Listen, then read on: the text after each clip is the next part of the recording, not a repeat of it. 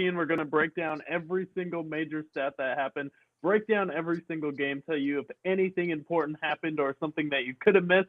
We're also going to be previewing the playoff picture, giving you our top 5 and worst 5 teams in the NFL right now as it stands, heading into the last week of the season, and then also heading into the last week of the season. We're going to be giving you probably the most accurate prediction for what's going to happen, because I know in back-to-back weeks I've been 8-1 on my Jersey Mike's picks. I've missed a combined total of 4 games over the past 2 weeks in my picks this week. So definitely do not want to miss our most anticipated Week 18 preview. This is kind of the time where we cook. This is the time where we shine. Like, the first few months of the season, I feel like, are weird in September or October, where you're kind of just figuring out what's going on. But as Bill Belichick said, the real NFL season starts after Thanksgiving, and ever since Thanksgiving, our takes have been spot on for predicting what's going to happen the rest of the season. Absolutely. And now we're entering into the witching hour. We're entering into Super Wildcard Weekend. The Super Bowl is only 2 months away, so you're going to want to be here as we predict every single game. Go over Week 17, aftermath, and Week 18 as we go into the playoffs. But our final preview of the last week of the NFL season. But we have the best and the worst to cover. Let's get started. Let's get the glass half full first. Let's get the best teams out of the way, only to see the worst of the worst. Yeah, so the top 5 best teams, there's so many to choose from, and it's been kind of a surprising year for the NFL this year. But for the top 5 teams, want to shout out a team that I've only put on this week once, and I feel like I am justified now. Buffalo Bills have only made 1 appearance on the top 5 teams list, and I definitely feel justified, especially after the performance that they had this week. So they are, again, not going to be on the top 5. They've only touched us once, and the last time they did get appointed to the top 5, they immediately lost to, I believe, the Miami Dolphins, or it was the Atlanta Falcons, and they got blown out by a bad team. So they will not be on this list. The Rams, losing back-to-back games, it seems like usually we say hex for a team, but it seems like the Rams have gotten starred, if you know what I mean. And those people are not very happy with Puka Nacua, and they are not on the top 5 because they are 0-2 since that incident with Puka on Aiden Ross. So definitely some shenanigans going on there. But at number 5, for a team that is on the top 5 this year, we have the New England Patriots. We have Drake May with the first game in NFL history. That's right, the first game in NFL history where someone has thrown for 256 yards, a 90% completion percentage, and 5 touchdowns, throwing a touchdown to 5 different receivers.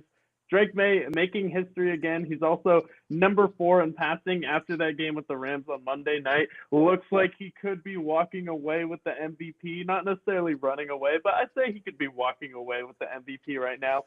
And then the Patriots have been a very injured team, and now they have 13 wins, and they're tied for the number 1 seed. But unfortunately, looks like the Broncos are going to have the tiebreaker and beat the Chargers because Justin Herbert is going to get benched. But they have an explosive offense totaling 452 points, averaging 26 points a game, and they have a league-high total in yards with 5,992 yards. 4,044 of those are with Drake May passing here. So at number 5, we have the Patriots. At number 4, we have the Seattle Seahawks. Did you know that the Seattle Seahawks actually lead the NFL in scoring with 470 points? They're averaging 27 points a game. Just had a huge win versus the Carolina Panthers where they allowed 1 first down in the second half, and they were able to turn the Panthers over multiple times there. Seattle Seahawks have been consistent. And again, Sam Darnold finds himself having an amazing season, leading the Seattle Seahawks to the top offense in the league, and he is again staring down the barrel of a nighttime primetime game where he could still potentially be a wild card team and get shit all over in the first round. So unfortunately, you're at number 4. At number 3, we have the Jacksonville Jaguars. The Jacksonville Jaguars have had a balanced scoring season so far, totaling 433 points. Trevor Lawrence had 2 rushing touchdowns. Their streak of 25-plus points came to an end here, but they are now on a 7-game win streak with a major turnaround. And the story was the Jaguars are the first team to have a rookie head coach, being his first season in the NFL as a head coach, to win 12 games in his first year. That's right, Liam Cohen just made history with the Jacksonville Jaguars there, with them getting their 12th win over the Indianapolis Colts and then sending Phillip Rivers home in a comeback win there. So history being made in Jacksonville, and I think Jacksonville, if not the Houston Texans, is probably going to be them that comes out of the AFC, especially with how their offense is humming. So at number 3, we have the Jacksonville Jaguars. At number 2, the San Francisco 49ers. Did you know that in December, the 49ers are averaging not 32 points a game, 42 points a game in December? Jesus Christ. You heard me right. The 49ers are averaging over 40 points a game in December, and the game versus the Chicago Bears was the first regular season game in NFL history where there was a sequential tie at 7, 14, 21, 28, and 35, and when they needed to hold the Chicago Bears to a field goal, they did, and that was the difference in the game. Brock Purdy is going to go up, then he's going to go back, then he's going to go up, to the side, back, and then get the touchdown there, having one of his best games of the season, looking like prime Russ, and if he was playing like this all year long, there's no reason at all that Brock Purdy shouldn't be in the MVP conversation, and I think Kyle Shanahan, if they win on Saturday night, definitely deserves to be the coach of the year, because what an unexpected turnaround that people are seeing from the San Francisco 49ers. I predicted that they could be in the position to get the number 1 seed a couple weeks ago, and they are doing it right now, and this was without George Kittle on Sunday Night Football versus a very tough Chicago Bears team, and Brock Purdy looked like a top 5 quarterback in that game. Just going to say it out. And then at number 1, we have the Houston Texans. I mean, the Texans defense is allowing just 265 total points, which is 15.6 points per game. That's the league's best right there. Total offense, they have 5,220 yards, and they overcame early struggles this year, and they are currently on a 8-game win streak, which is the longest in the NFL, and they have a chance to play one of the worst teams in the AFC in the first round, which they probably will, which is going to be the Steelers or the Baltimore Ravens, and then they get some revenge against maybe the Denver Broncos in the second round, who injured C.J. Stroud last time they played each other, but they matched up well against the Jaguars. They beat them with Doug Mills this year. I think they match up pretty much against every major AFC team and have the best shot right now in the AFC to get to the Super Bowl, especially when you have the best scoring defense in the league. That defense is only going to get better in December, and we saw how they turned it up in the playoffs. They seemingly flipped the switch versus the Chargers last year, forced 4 turnovers from Justin Herbert in that game, and then, they showed that they could be one of the best defense in the league. There's no boogeyman this year, no Patrick Mahomes, so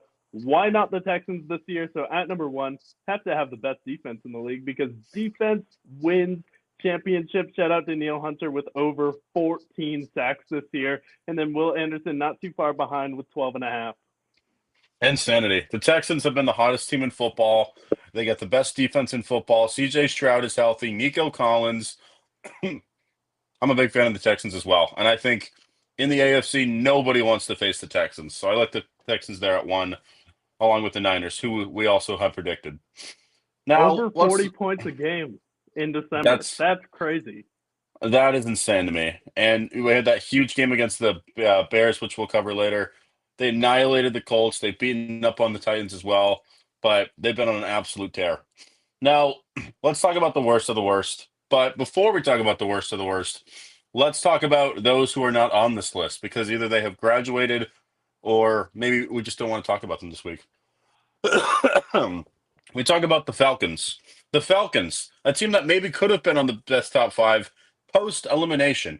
Do you know that the Falcons, when they are eliminated from playoff contention over the last 10 years, are 12-4? They are a wagon. When they have been eliminated from playoff contention the last 10 years, they are 12-4. That team would be fighting for the 1 seed next week had they have just, been eliminated to start. Just like They're Miami. eliminated with Miami. And then the Saints and Titans. They are maybe not a great team on paper. Their record does not show it. However, the Saints have won 4 straight. The Titans, they had a battle against the Saints this week. They played great. Both teams are building momentum. Both seem to have their guy. They are not on the worst top five. And the Raiders, you are not on the worst top five because you have tanked successfully. You lose to the Giants, and you're probably going to get Mendoza in the draft. So you figured out your quarterback potentially. So the Raiders, you failed successfully. Congratulations. Now, Yay, Raiders. actually, yay Raiders. At number 5, actually bad teams. Cardinals. They are actually bad. That defense, the mastermind that is Jonathan Gannon, perhaps not. Every single game, pretty much the last 8 games in which they've lost every single one of them, they've gotten pretty much blown out in every single game. Jacoby Brissett can only do so much. The Cardinals are actually bad. The Jets, another team that's actually bad. I'm going to just leave them alone here, but Aaron Glenn, this might be the last team we see Aaron Glenn for a while. So, watch next games maybe more enthusiastically. And then the Dolphins, they are bad at being bad. They are now 7-9. They might finish 8-9, but best of all, they might bring back Mike McDaniel and trade Tua. So that's a choice. I mean, they talked about firing him. They were 1-7. They can't beat anybody in the cold. However, I guess Mike McDaniels has done enough to keep his job. So actually bad teams. We'll talk about the Dolphins. Now, at number 4, this team is not on this list every single week, just every other week. And that is the Carolina Panthers every other week. Quite literally, if you watch the last 8 games, it has been win-loss, win-loss, win-loss, win-loss. They have a game next week. They lost this week, so therefore they won't be on this list next week. But the Panthers, every other week, will be on the worst top 5 moving forward. So at number 4, I have them. At number 3, this one is just as sad to put on here. I don't even want to put them on here, but I have to because they have lost 7 of the last 8. Baker is out of the MVP conversation, and the Bucks, they just look dead. They're just dead in the water. And right now we have basically a scrap of what once was the Tampa Bay Buccaneers. They'll probably lose next week and be eliminated, but you hate to see it. So Bucks, for how you played, you got to be on the worst top 5. At number 2, I just have a team in the second half because they did end up winning this game, so therefore they cannot be number 1. However, the Eagles in the second half, 3 total yards of offense. Jalen Hurts 0 for 7 passing the football in this game in the second half. Completely abysmal. Didn't get any points on the board. Just not a great showing, but not as bad as number 1, the Buffalo Bills. Because you want to make fun of the Eagles not scoring in the second half.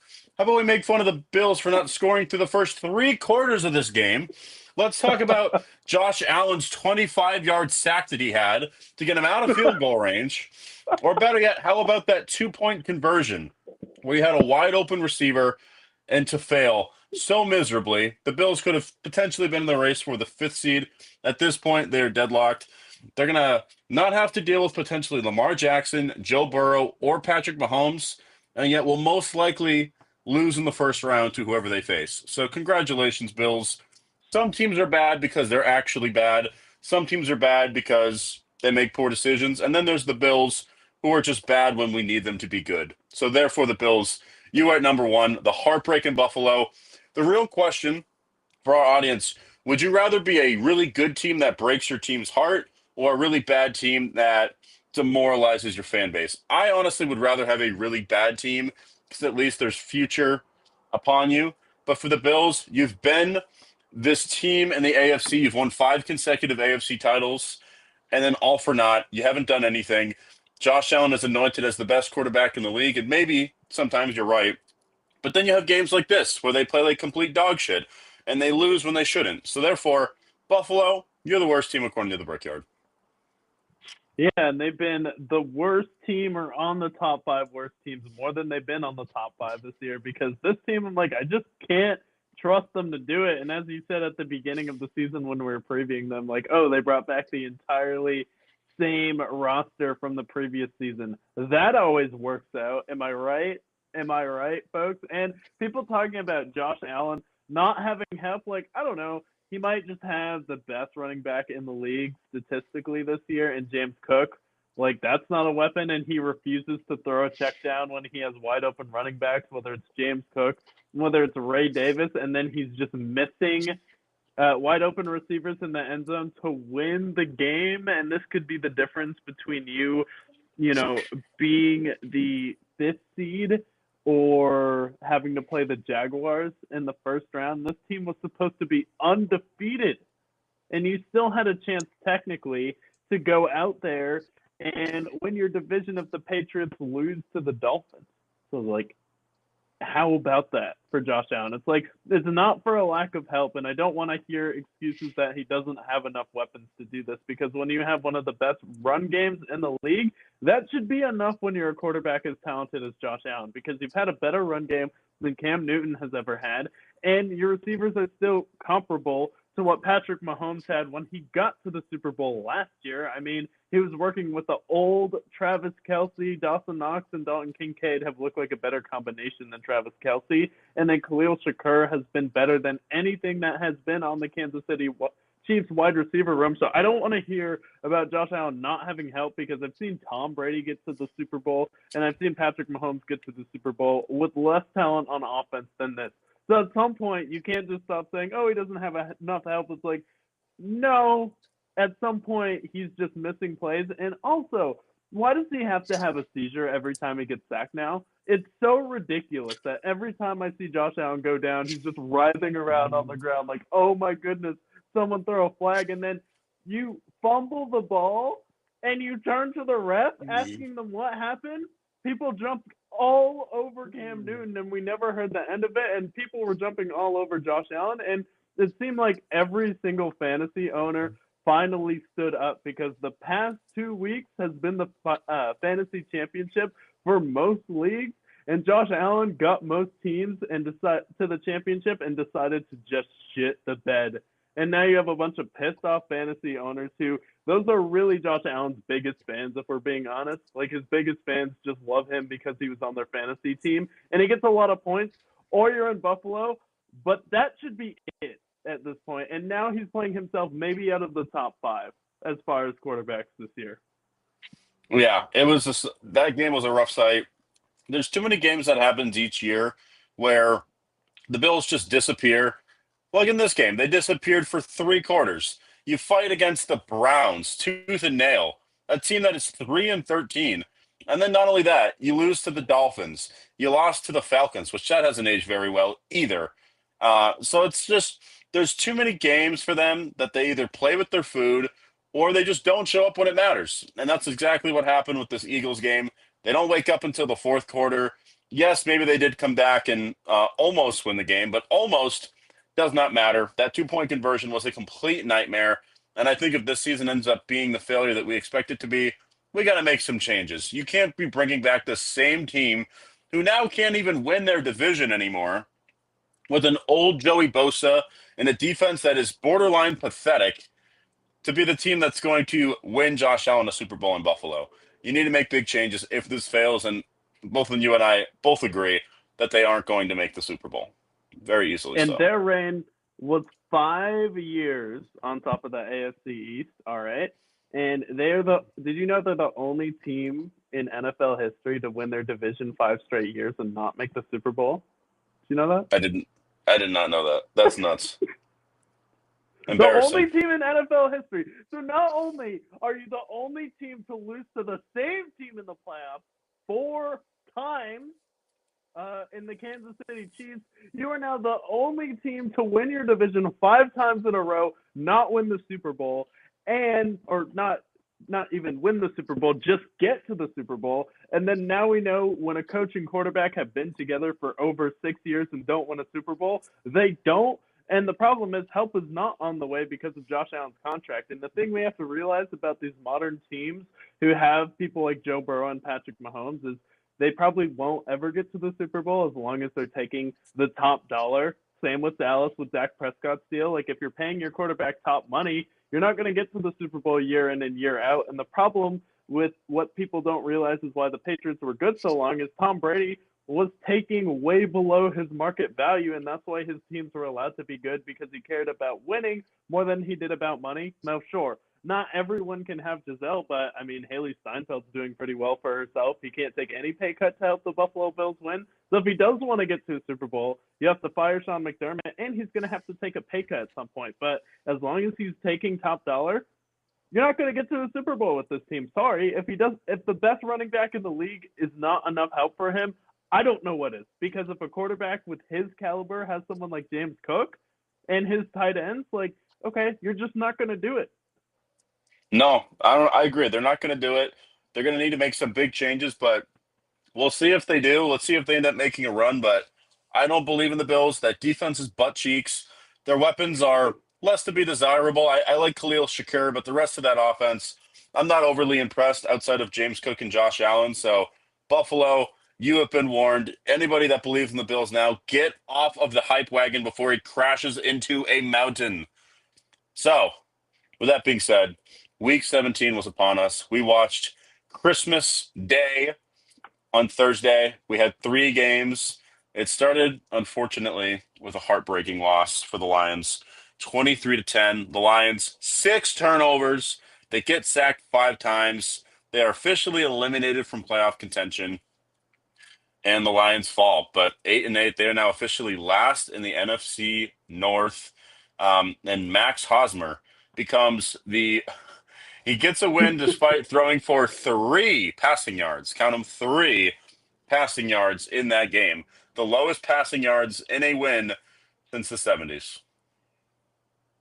God, the Lions are still inventing ways to lose at this point. And the part about this game that's heartbreaking is you have the clip of Dan Campbell resurfacing when they lost to the San Francisco 49ers with him saying, this may have been our only opportunity to get to the Super Bowl. Like, opportunities like this don't come around this often. And that was a game where they pretty much had it in control, and that was a pretty big meltdown versus the San Francisco 49ers. And the Niners went on to lose to the Kansas City Chiefs, with the Lions to beat them. Like, only time can tell. We don't know. But you have that, and then you have the huge meltdown versus the Commanders. So I do think that this Lions team is like that, kind of like those Atlanta Falcons teams with Matt Ryan, just with a better run game at this point. And it's going to just take bringing in the right coordinator. Sometimes you do need an off year. So for me, the Lions need to have 2 bad back-to-back seasons where you miss the playoffs. But we saw like the Panthers with Cam Newton, the Atlanta Falcons with Matt Ryan kind of just alternate in that division. Sometimes they would have an off year. They'd still come back. Matt Ryan won an MVP fairly late into his career. So I'd say if we're comparing franchises, they're probably more like the Atlanta Falcons, more than they are like the San Francisco 49ers or the LA Rams. I would agree. I also am curious if they're going to take calls on, let's say, let Lamar Jackson's available, or maybe they want to upgrade at quarterback and they want to look past Jared Goff. I think Jared Goff has been good for them, but games like these where he plays poorly, we saw in the Commanders game, he didn't play great either. That second half against the Niners that we mentioned wasn't great either. So I'm curious if in the offseason they're going to make calls on Jared Goff, potentially trying to upgrade. If they can get somewhere where they trade Jared Goff to maybe the Ravens, they get Lamar Jackson. With that running game with Lamar Jackson, would that work in the NFC? I think it would. And you're going to be competing with the Vikings. You have the Bears, who are now the wagons in that division, and you have the Packers. Like, if you're the Lions, do you stick around with Jared Goff, or do you potentially make a move? And I think Jared Goff could be on the move next year if they decide to make a big swing. Yeah, and that's kind of been a sentiment from a lot of teams around the league here. So definitely a lot of soul searching that the Lions have to do here, but definitely a disappointing season.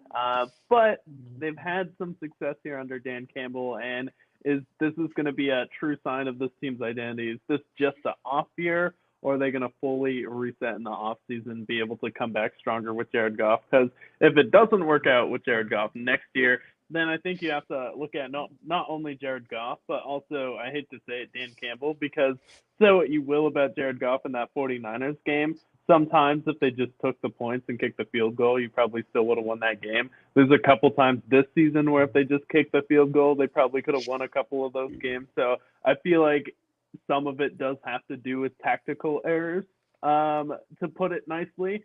So I would say we need another season of this, and then we'll see what happens with the Lions. But they have been really good at drafting.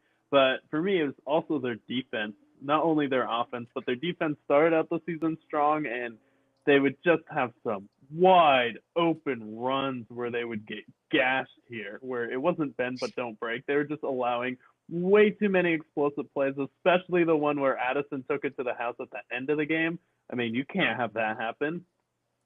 No, and they were right in the thick of it too. So that was kind of the final nail in the coffin for them. Who had a 65-yard run. You just can't have that. But I hope the Lions, if they get the right defensive coordinator, if they get the right offensive coordinator, and they have been good at drafting, I still think this team can still be very good in the NFC. But definitely, they have to look themselves in the mirror for this upcoming season. But then we have the Commanders and Cowboys. Cowboys, they win 30-23. Um, Dak Prescott plays well, 300 yards. Um, Not a whole lot for me to say about this game, but Cowboys get the win. A fun game on Christmas for me, but any real takeaways from two teams that are eliminated from playoff contention? The only thing I can really say is the Cowboys' 8-1 record is looking very promising. We had predicted that earlier. They might very well be right on the money with that 8-1 prediction. Yeah, and I picked the Steelers to go 8-1, but the Cowboys are kind of the mirror image of the Pittsburgh Steelers, but the NFC version.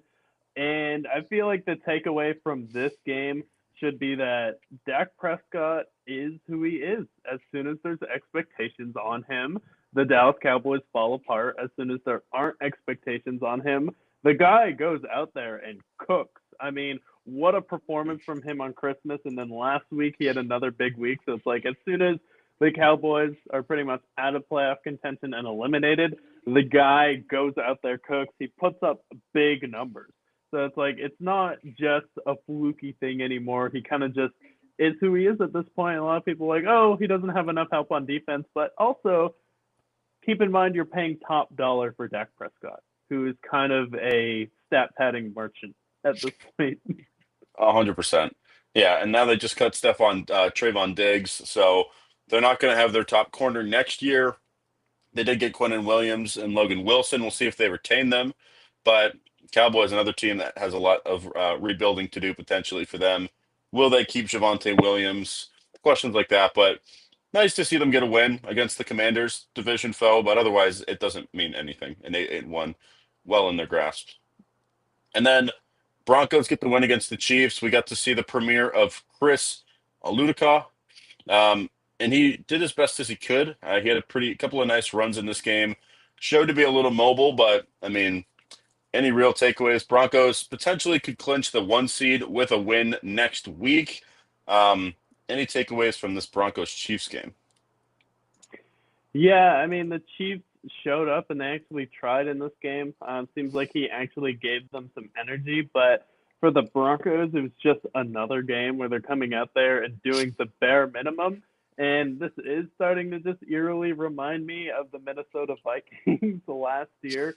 Bo Nix has had like a couple really good games, and then he's had like a lot of games where he's just done just enough to win. So it's like that concept where you take away his best game, you take away his worst game, and you still get kind of a middling quarterback who kind of has a Tim Tebow quality to him. And I don't mean to insult him when I say that because I do think he is a better quarterback. It's just, I don't know. You dominate time of possession in this game. You hold the Chiefs to only 139 yards, where you have over 390 yards in this game, but you still only win by a possession. Like for me, I just want to see the Broncos turn it up and do a little bit more, especially against the Chiefs team that just got blown out by who'd they get blown out? Oh yeah, the Titans. Like, are you kidding me? The Titans can blow the Chiefs out, but you can't. Like, for me, that's a red flag for the Broncos. So I could definitely see them being like a one and done coming out of the 1 seed. And, if this is what you're going to do against the Chiefs, who's to say Taylor Heineke can't beat them next week? Oh, 100%. I also think, like, you mentioned the Tebow comparison. I think Bo Nix is better than him, but it's the same shit where he goes off in the fourth quarter. He's middling in the other for 3 quarters. He's a little bit mobile, but this Broncos team, like margin of error feels to be very small. Obviously, they have a great coach, and I like what I've seen from RJ Harvey entering the second half of the season. But at the same time, like you look at a team where everyone's making fun of the Patriots for their strength of schedule, and oh, Patriots have faced nothing but cupcakes.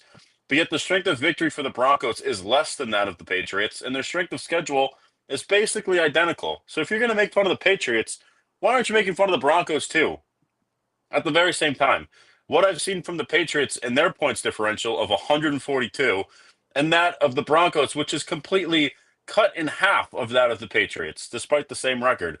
So if we're making these comparisons to these teams, why are the Patriots getting all of this hatred and the Broncos, on the other hand, nobody's batting an eye? They're like, oh, Broncos are a great team. Like, no, I think the Broncos are a first round exit. And if we look at the history of the NFL, there is always at least one of the 1 seeds that end up losing in the first round. So I think the Broncos, if they are the 1 seed, that is going to be the team that is the first round exit. Yeah, and then also strength of schedule necessarily isn't a bad thing if you have an easy schedule. Historically, if you have an easier schedule, you actually do better in the playoffs because you're not getting beat up through the entire regular season. And what matters is if you have an easy schedule, you go out there and cook.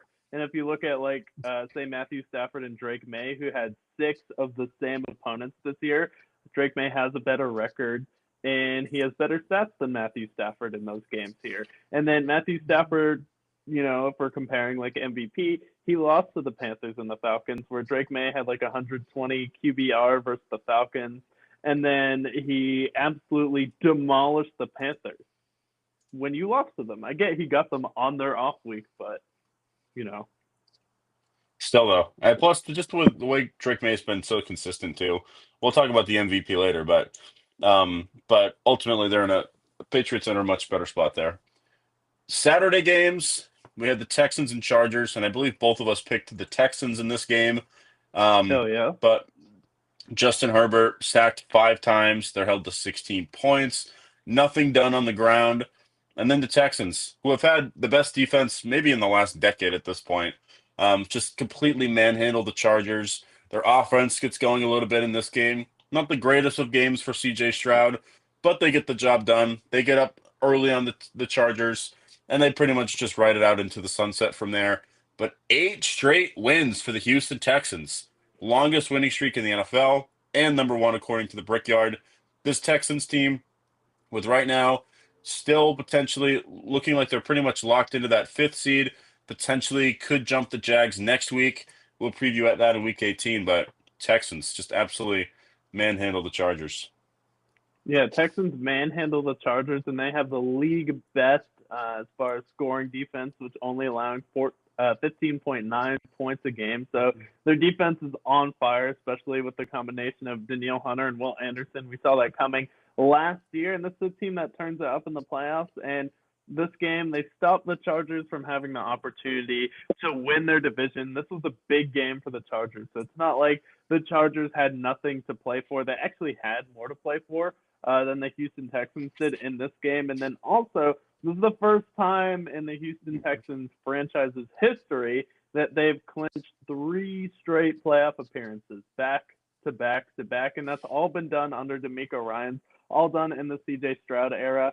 And it seems like this could be the year where they go out and break out there. But if you're a coach and a quarterback, you pretty much have to do it within your first 5 years or you're not going to do it. But the Texans in this game go out there and handle the Chargers. And this is just one of those games where it seems like anytime I've seen the Chargers play a playoff game or a playoff caliber team, they haven't come out on top. Versus the Texans in this game, they lose.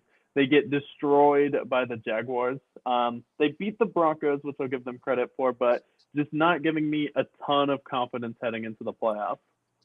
Yeah, I would agree. I don't believe in the Chargers. I think their offensive line is just too bad for them to go very far in the playoffs.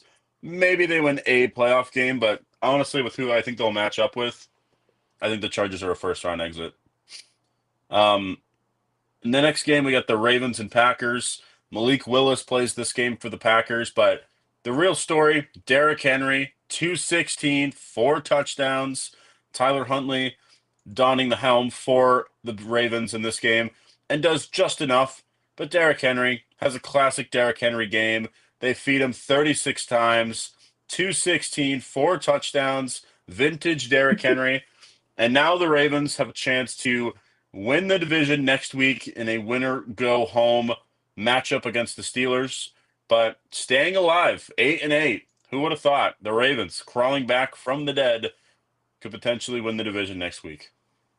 Yeah, the Baltimore Ravens had more yards on the ground than the Kansas City Chiefs had all game versus the Denver Broncos with over 250 rushing yards. And this wasn't just a vintage Derrick Henry. This is a game where he goes for over 200 yards, 36 carries, and 4 touchdowns. And this guy is in his 30s at this point. I mean, what can Derrick Henry not do? I wish he went to a different team that could actually contend other than the Baltimore Ravens, but goes out there, runs all over the Packers. Packers pretty much can't change where they are playoff-wise, but this is a massive game for him, leaning on their MVP running back at this point to get them to the Pittsburgh Steelers game. And then Lamar had a concussion, but looks like he'll be able to come back for Sunday Night Football. And now him and Derrick Henry are going to be hot. I am praying that he goes out there and beats the Steelers, because no one wants to see the Steelers play the Houston Texans in the first round. So absolutely massive game for Derrick Henry, and they kind of heard the noise last week. They're like, wait a minute, where did Derrick Henry go versus the New England Patriots? Because he just had got a touchdown, and then after that drive, they don't give him the ball again, and it seemed like they were packing it in a little bit. And then this game, John Harbaugh heard the noise and like, all right, you want the ball? Have it 36 times. You have it your way, as Frank Sinatra would say. Yeah, and I think it's a winning formula. I think they should have been doing this all season. But Derrick Henry, still the greatest. He's third in rushing now at this point, second in touchdowns. So he could be in that Offensive Player of the Year conversation potentially in the AFC. So great game from Derrick here. Now we have the Patriots and Jets game. And the Patriots, they introduced them. They said, hey, New York, have you met Belt? Here's ass.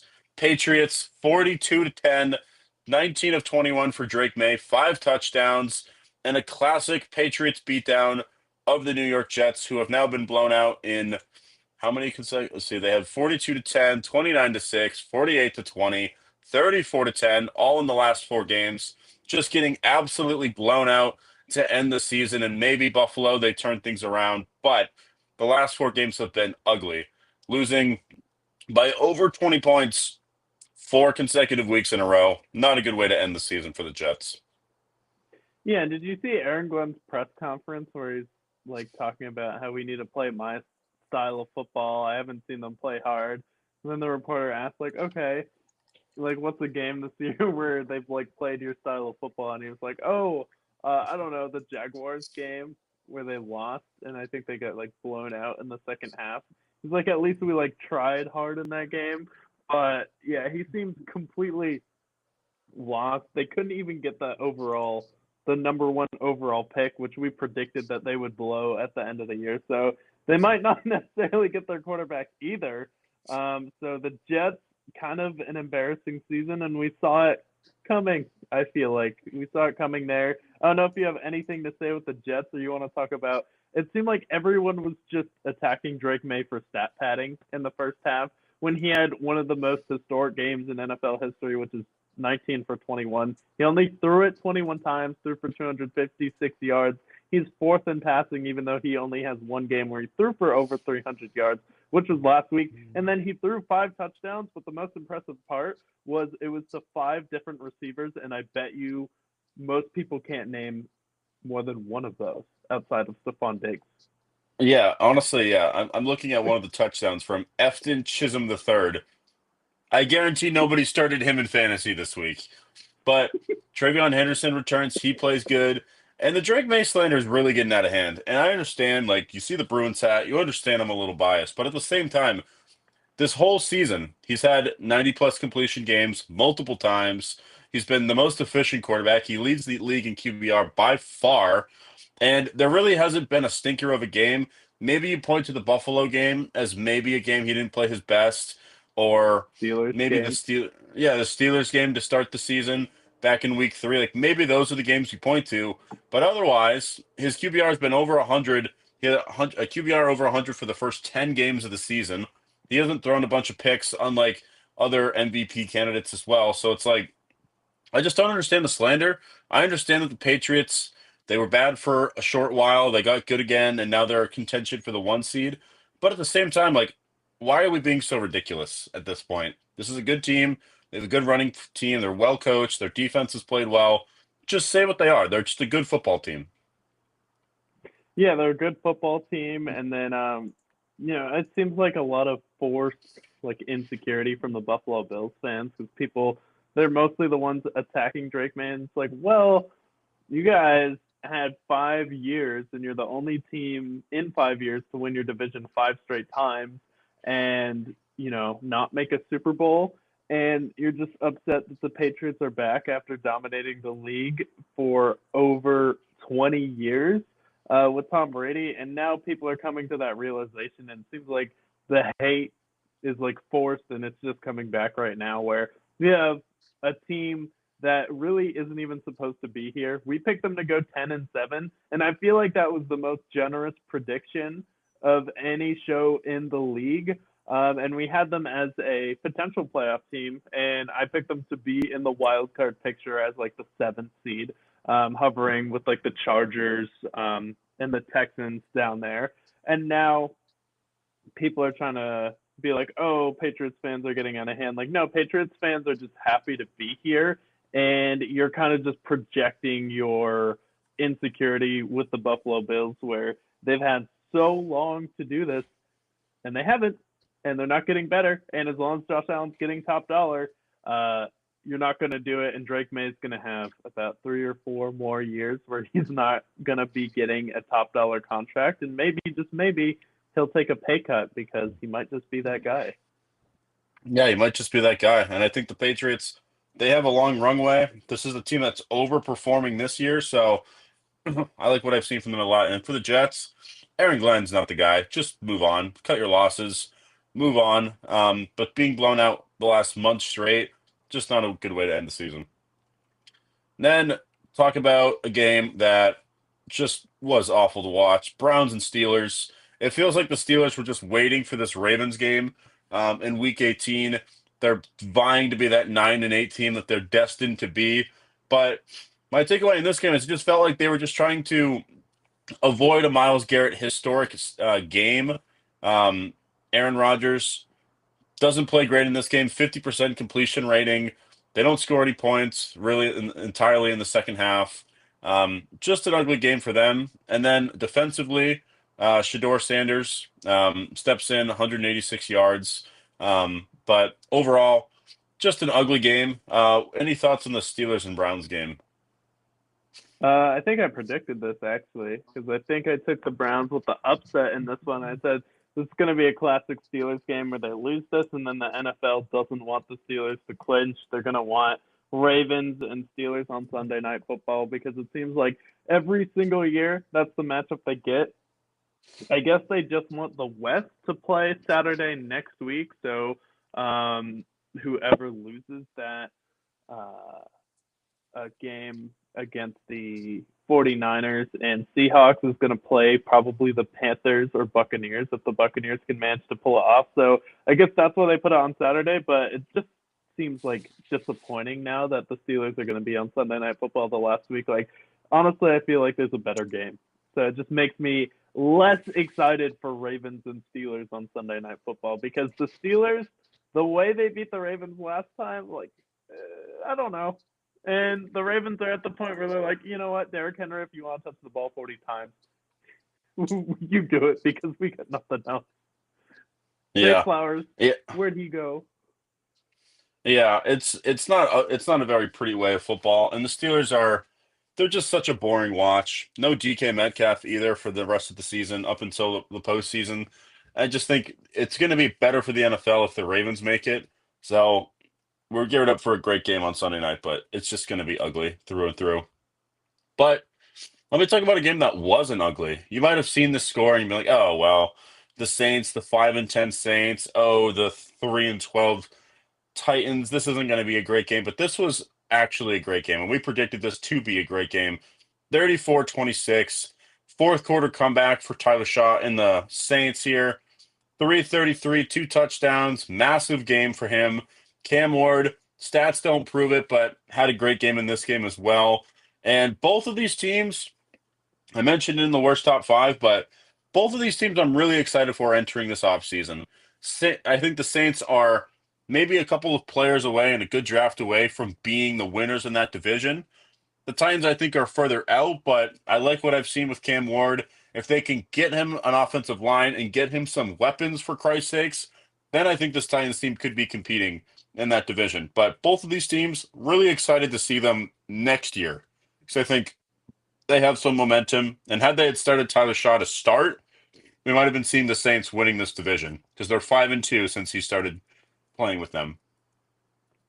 Yeah, I don't necessarily think it's a bad thing that he rested, because I do think at this point it is good to maybe rest your quarterback. You get a good feel for where you're at with your team. And then him coming in week 9, you still get a higher draft pick with him. And now he's going to be one of 3 quarterbacks in NFL history to have a 4-game stretch with over 300 passing yards and no interceptions. The only other 2 quarterbacks to do that are Joe Burrow and Dak Prescott. So Tyler Shaw making a little bit of a historic run, and he's going out there getting yards, and then he had 333 passing yards in this game with 2 touchdown passes, and he had 142 passer rating in this one, and he's on a 4-game winning streak right now. And this is the longest winning streak since the Drew Brees era, which is back in 2020 under Sean Payton.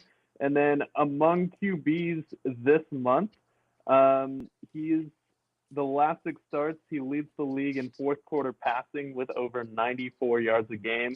And he's been able to finish these games in the crunch time. And as far as his stats over the past month in December, he's been a top 10 quarterback, and he's going to take that momentum in the next year. So I don't really think this is a fluke. I get the Saints don't have too much to play for, but he's shown that he's going to be there, and he can actually put up yards. And he's one of only, 3 other quarterbacks in NFL history now to have 300 yards in 4 straight games with no interceptions. And when you're in the same name as Joe Burrow and Dak Prescott, while Dak Prescott's maybe not the best quarterback in the league, those are still 2 really solid starters, given their issues. So this is going to be a guy that's going to be slept on, and I think the Saints should definitely win this division next year, because the Panthers are still very every other week Fluky. with them. So would you say the Panthers are fluky? Is that a fair assessment of the Panthers? For the sake that they just beat the Bucks, they fell to the Saints the week prior, they beat the Rams, they lost to the Niners, they beat the Falcons, they beat the loss to the Saints, beat the Packers, lose to the Bills, and then the Jets was their win following that. But every other week, up until really since their 3-game winning streak earlier this year, so really up until from week 7 on, they have changed win-loss, win-loss, win-loss. And then we predicted, I'm like, this is obviously going to be a loss. And what do? They get absolutely crushed by the Seahawks. The Seahawks now could be winning the NFC entirely this upcoming week, but took care of business. Not a great game for Bryce Young at all. 40 passing yards in total. The great Rico Doyle has come back down to earth, and just as we predicted. That being said, I think they beat the Bucks next week naturally, just given the state of the NFL. But this game, I mean, did we not call this one also?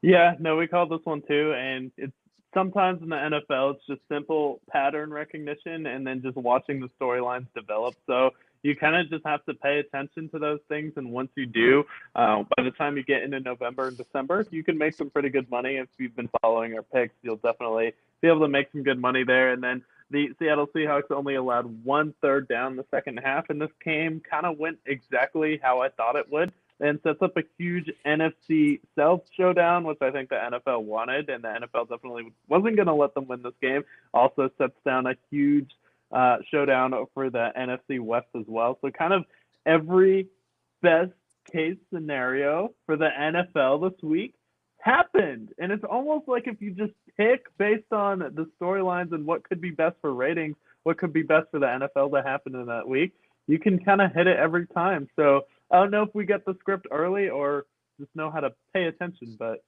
we've been cooking. I mean, back-to-back weeks with 7-1 on Jersey Mike's. Yeah, and not only that, like Bucks, we predicted them to lose this week against the Dolphins. Quinn Ewers gets his first win as a pro, but again, Bucks are falling apart. Baker played a decent game. He did have 2 picks in this game, but they fall. They're going to have to win the Panthers game and have the Falcons lose in order for them to make the playoffs. But honestly, like as much as I love the Bucks and I love Baker Mayfield, it's just not fair for them to make the playoffs. They're so beat up. It feels like they're dragging to the finish line. 7 of the last 8 games they've fallen. Much as I like this Bucks team, it just feels like A, they're getting old, and B, they're just so banged up that I'd prefer them to just miss the playoffs at this point. Maybe they make some calls and maybe they keep Todd Bowles, maybe they don't. But I just think this team is just so falling apart. It was sad to watch. Yeah, no, it's definitely tough to watch this one. I do think this team is just injured, but that comes with being old. Their offensive line, most notably, has been banged up. Baker's been running for his life, and I do think Baker Mayfield is injured. But if you're injured and you're still putting yourself out there, you are opening yourself up for criticism. So I think it really comes down to is early in this year, they got away with a lot of close wins. I mean, the Jets almost came back and beat them in that ridiculous game where we saw Aaron Glenn's unique high-kneeing ability on the sideline. And then Emeka Egbuka, ever since he's come back from his injury, has not been the same player. All the spectacular catches that he was making before are turning into spectacular drops at this point. So definitely a lot to figure out for the Tampa Bay Buccaneers, and they're kind of now just in that in-between phase where, you know, you're good enough-ish to compete, but now they're just a little bit older, paying some older guys some money, and they're really going to have to start hitting on their draft picks and figure out the salary cap. Because you do have Baker Mayfield on a team-friendly deal, which should give you some hope. You have a good running back in Bucky Irving, and you have Emeka Egbuka, who you don't have to pay yet. But Mike Evans had a chance to break the 1,000-yard streak this year. He doesn't end up getting it, so it seems like Mike Evans could potentially retire or move on.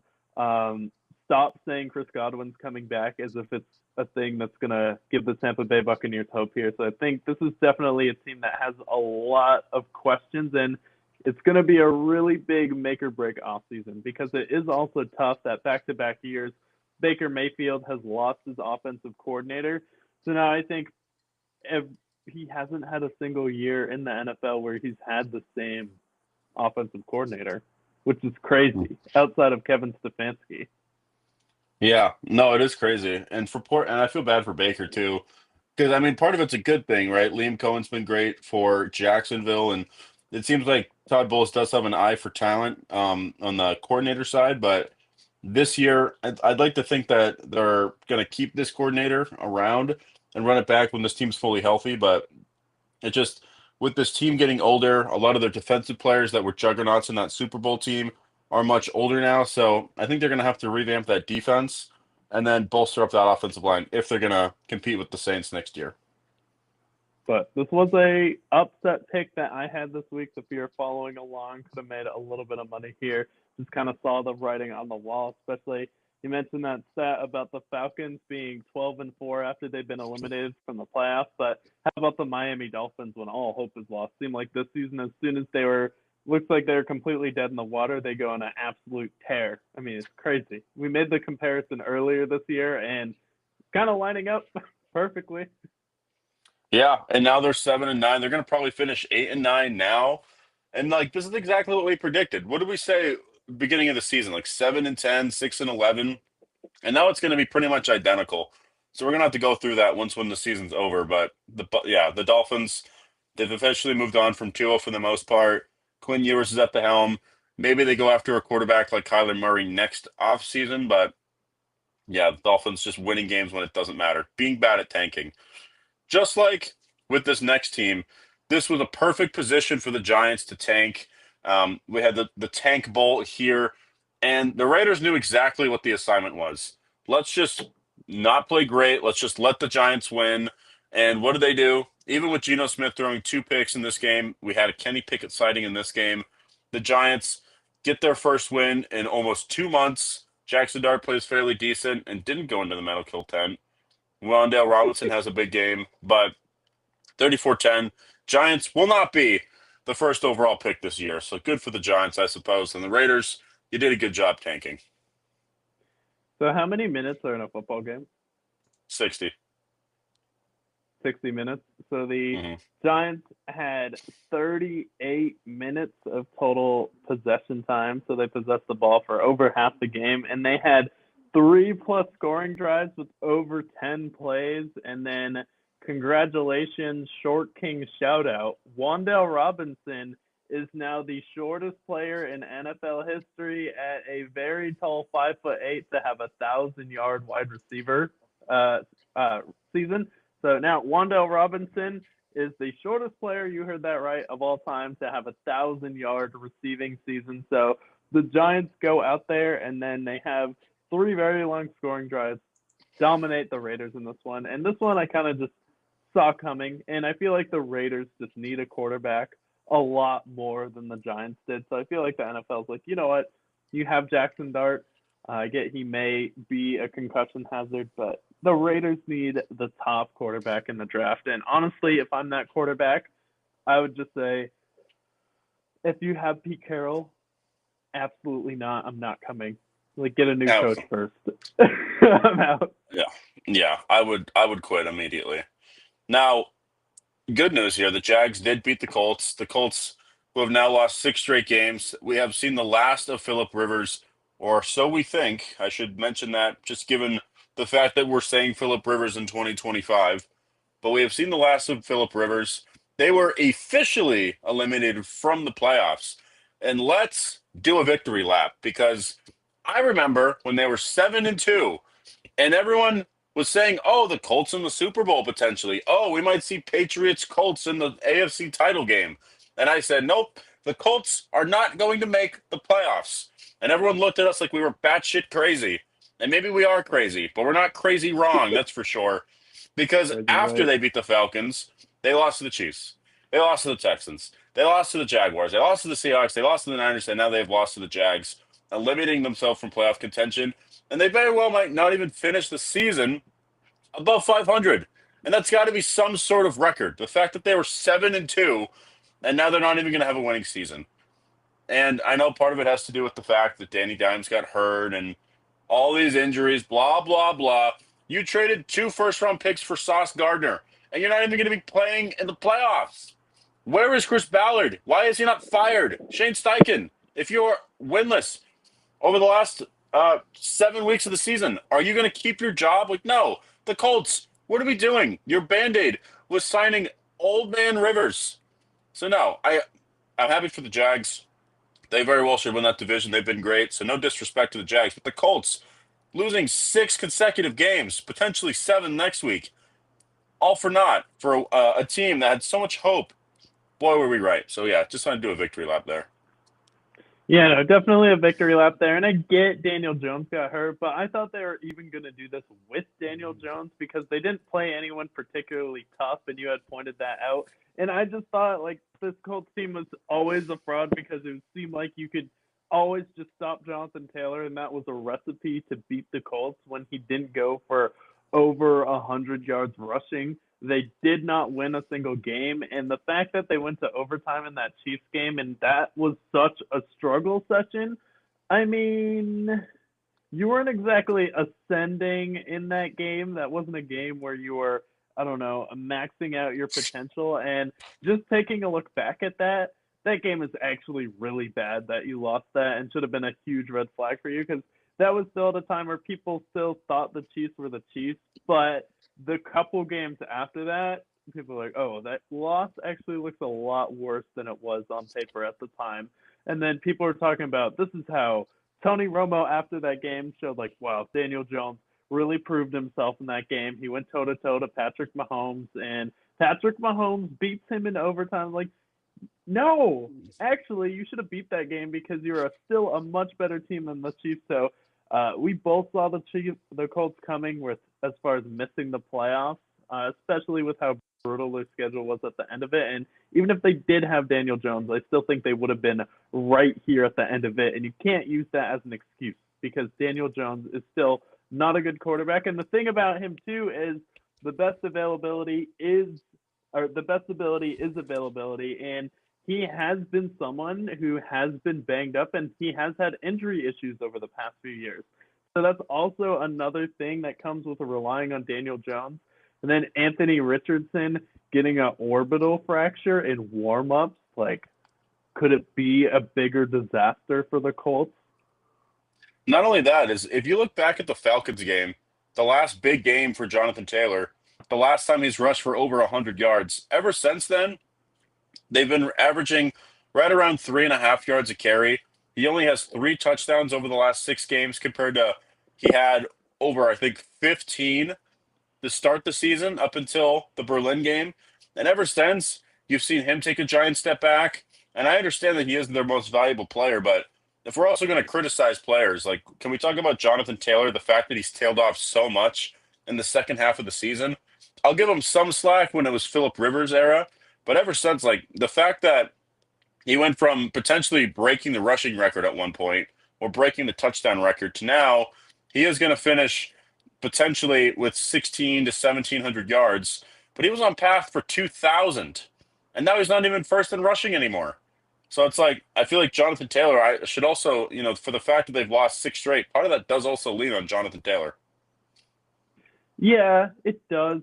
And he's just going up against better defenses.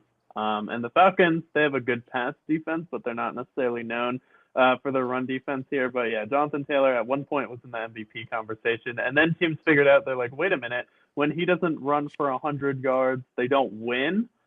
So if we want to beat them, we just have to stop Jonathan Taylor. So, part of your job as an NFL coach is to adjust. So defensive coordinators just saw that, like, all we have to do is stop Jonathan Taylor and we're going to win. That's exactly what's happened. They haven't been able to adjust from there. So that can fall down on Shane Steichen for not being able to figure anything else out here. But definitely feel vindicated there. Good job, Jaguars. You now went 2 touchdowns in the red zone inside the 10 without a single pass. So interesting stat there. All right. With 3 more games to cover here. And all of these games are great for their own right.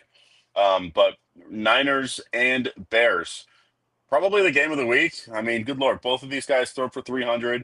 It was 7-7, 14-14, 21-28, and 35-35. The first game, I believe, in NFL history that was tied all 5 of those possessions there. But Yep. yeah, but then the Niners, they go out, they get the win. Brock Purdy plays arguably his best game of the season. Maybe I would say probably the best game that he's had so far. And then Christian McCaffrey has a 140 game, rushes for 6 yards a carry. He plays great in this game, but Niners get the win. They are potentially in the window for the number 1 seed, as we talked about earlier in the show. And yeah, this was just great. This is the game where I feel like I can fully embrace the Niners. I had my doubts when they were banged up, but now that they're relatively healthy now and Brock Purdy's playing the way he does, this is the team that we could be seeing in the NFC title game.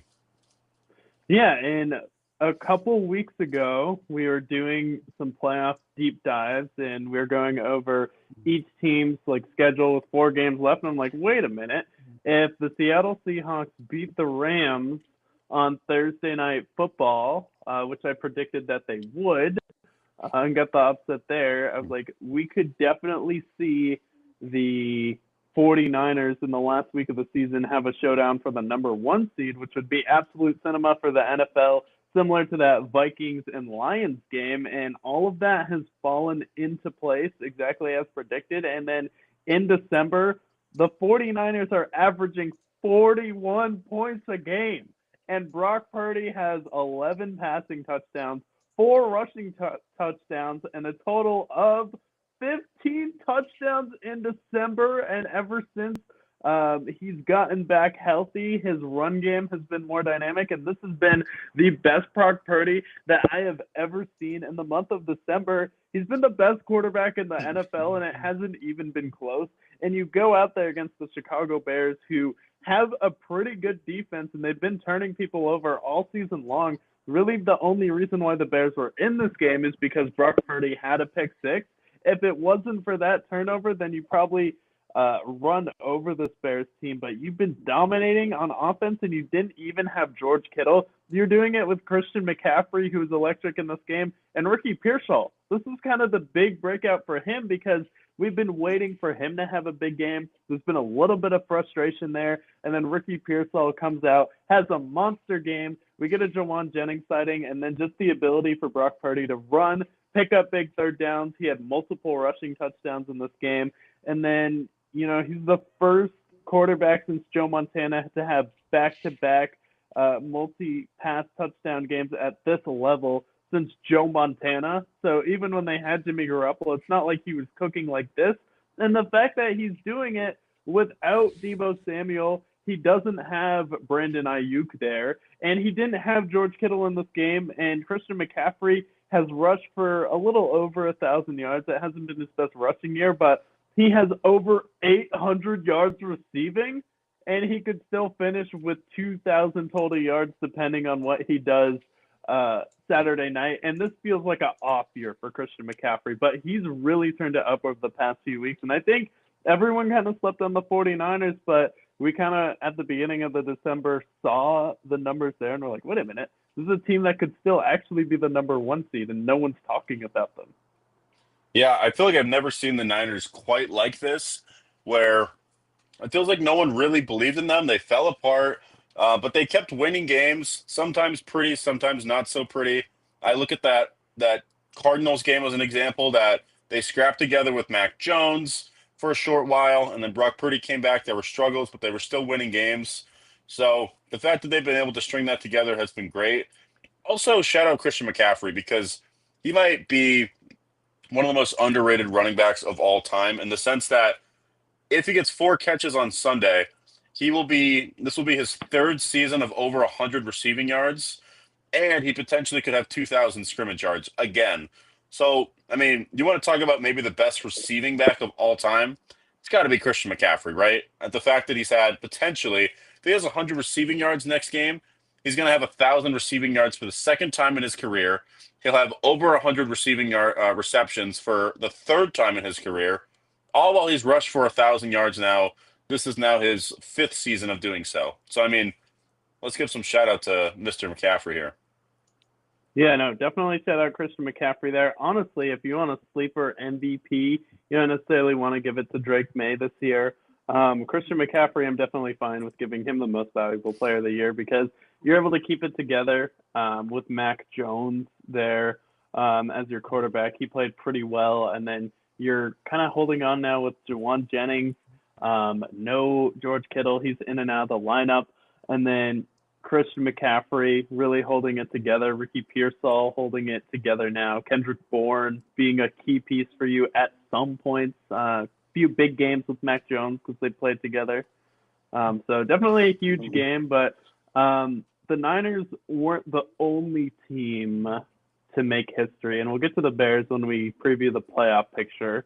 But the Bengals now have the heaviest player in NFL history to catch a 21-yard pass. That is Cody Ford, the 345-pound lineman, caught a 21-yard pass in the game, making him the heaviest player in NFL history to gain 20-plus yards on a reception from scrimmage. And that was a sick play when that occurred. Good shout out Cody Ford. 350. There's a lot of man there, that's for sure. But Joe Burrow, I mean, it sucks that this Bengals team wasn't healthy all season because when this offense is firing, it's so fun to watch. Chase Brown had a huge game, so did Jamar, but they killed the Cardinals here. Big win for them.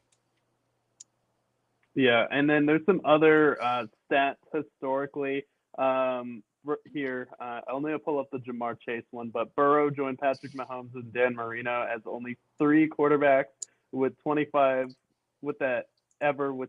games of 300-plus yards and multiple touchdowns within their first 6 seasons. And then I believe Jamar Chase is now the first NFL wide receiver in NFL history to go for 80 catches and 7 touchdowns in his first 5 years in the NFL. I believe he either tied or broke the record. Let me verify that. Yeah, and Jamar Chase, I mean, pretty much since he entered the league, he's been the best receiver, if not in the top three conversation, pretty much every year. And even with Burrow being down, he's had 1,000 yards each and every year. He's had over 10 plus touchdowns now in two of those seasons as well. And now he's got 117 and 1,300 this year. So, I mean, Jamar Chase, he's very well. I would put him as the Yeah. best receiver in the league. Yeah, so he is, in fact, the first NFL receiver with 80 catches, 1,000 yards, and 7 touchdown catches before finishing his first season. So that is an NFL record. So a lot of history being made and a lot of unique gem stats. So you're not going to get all of these stats and all of the most accurate predictions. You can have people that read these stats, people who give you good predictions, but you don't always get both. Absolutely.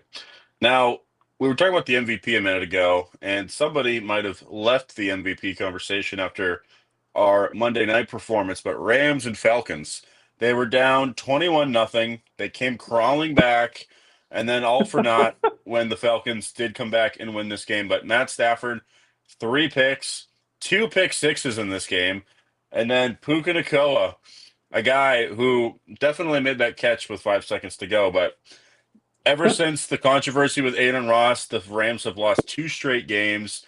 Puka Nacua held to below 50 yards in this game as well. Just the gods that be just holding back the Rams, but ultimately, big story in this game would be Bijan Robinson. Hey, them boys don't play around, and the fact that a congressman went out there and told him that he needs to apologize tells you all you need to know, and especially since it did come down to a key play where the ref just took a play away from Puka Nacua, where you can clearly tell that he caught the ball at the end of the game there, but the Rams still have no one to blame but themselves in this game, because not only does Matthew Stafford have, 2 key turnovers in this game that lead to touchdowns immediately for the Atlanta Falcons, but you give up a 93-yard rushing touchdown to Bijan Robinson, which is the longest run in Falcons history.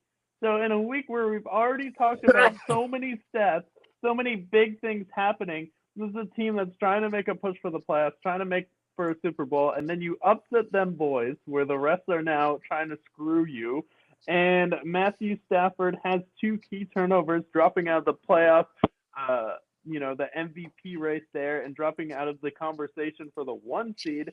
And now, you're giving up historic runs to Bijan Robinson, who is now showing up and showing out for the fantasy championship. Him and Derrick Henry. I mean, my God, they've been the MVP for fantasy if you have both of them in the championship. Yeah, and I was lucky enough to face him in the fantasy championship. So thank you, Bijan, for bringing me to second place, because your team, we had Bijan versus Puka, Matt Stafford, and Drake London. Drake London was nowhere to be found in this game. And Puka Nacua was nowhere to be found. Neither was Matt Stafford. But Bijan, on the other hand, he had a pretty good game. 200 rushing yards, all but for naught. He had 5 catches as well for 34. So over 200 scrimmage yards for him. Interesting stat for the Falcons. When they are eliminated from playoff contention, they are 12-4 over the last decade. So if you want to bet on a team post-elimination, the Falcons are the team to bet on. They face the Saints next week. Maybe, just maybe, they sweep the season series and win next week, which would make for an interesting outcome for the NFC South. But they get the win, and what a game for Bijan Robinson. And what a bad game for Matt Stafford. Yeah, it was a bad game for Matt Stafford. However, he did move up to number 6 all-time on the NFL's all-time passing list, and he passed Ben Roethlisberger for 6th all-time, sliding Big Ben down to number 7, no harm, no foul. He's still in the top 10 there, but Matthew Stafford, as bad as it was still a historic day for him. Yeah, and he looks great. I mean, he leads the league in touchdowns. He's got 42 now. So we'll see how he ends it. Maybe he finishes with like 45 for him, but tough showing for the Rams. Last game was the game that we've covered pretty extensively to this point, but Eagles-Bills. two of these teams on the worst top five this week based on the Eagles completely erasing themselves in the second half. They have 3 total yards in the second half. Jalen Hurts is 0 for 7 in the second half, passing the football. And then the Bills come crawling back in the fourth quarter. Josh Allen, heroics, happens again, but all for naught on that 2-point conversion. Wide open receiver, misses him. And now the Bills are fighting for potentially the 6th seed for the AFC. Yeah, and I saw this in the Boston airport, so that was electric. So I pretty much watched the entire game there. And then I saw every single person in there groan and say, why did the Buffalo Bills go for 2? Especially when you held the Eagles to 17 yards in the second half. Like, did you really think you didn't have all of the momentum going into overtime and you wouldn't have won that game?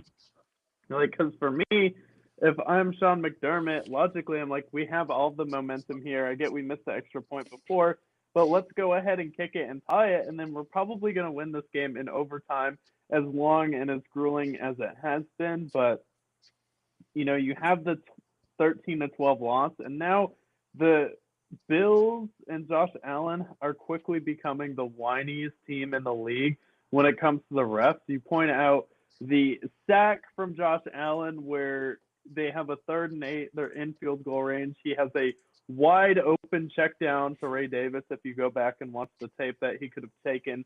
And then he misses the extra point, and then he fumbles the ball and immediately turns to the ref. And it seems like in this game, too, the refs were still trying to help them, where it seemed like every time that the Buffalo Bills needed a key 3rd down, they were getting a little bit of help in the past few weeks. The refs have been trying to help the Bills, and it hasn't been working. Like, it hasn't been working to help them. And, you know, it was just an ugly, rough game for the Bills. And I give the Eagles a pass because you won the game. So it's like, okay, you're the reigning Super Bowl champs.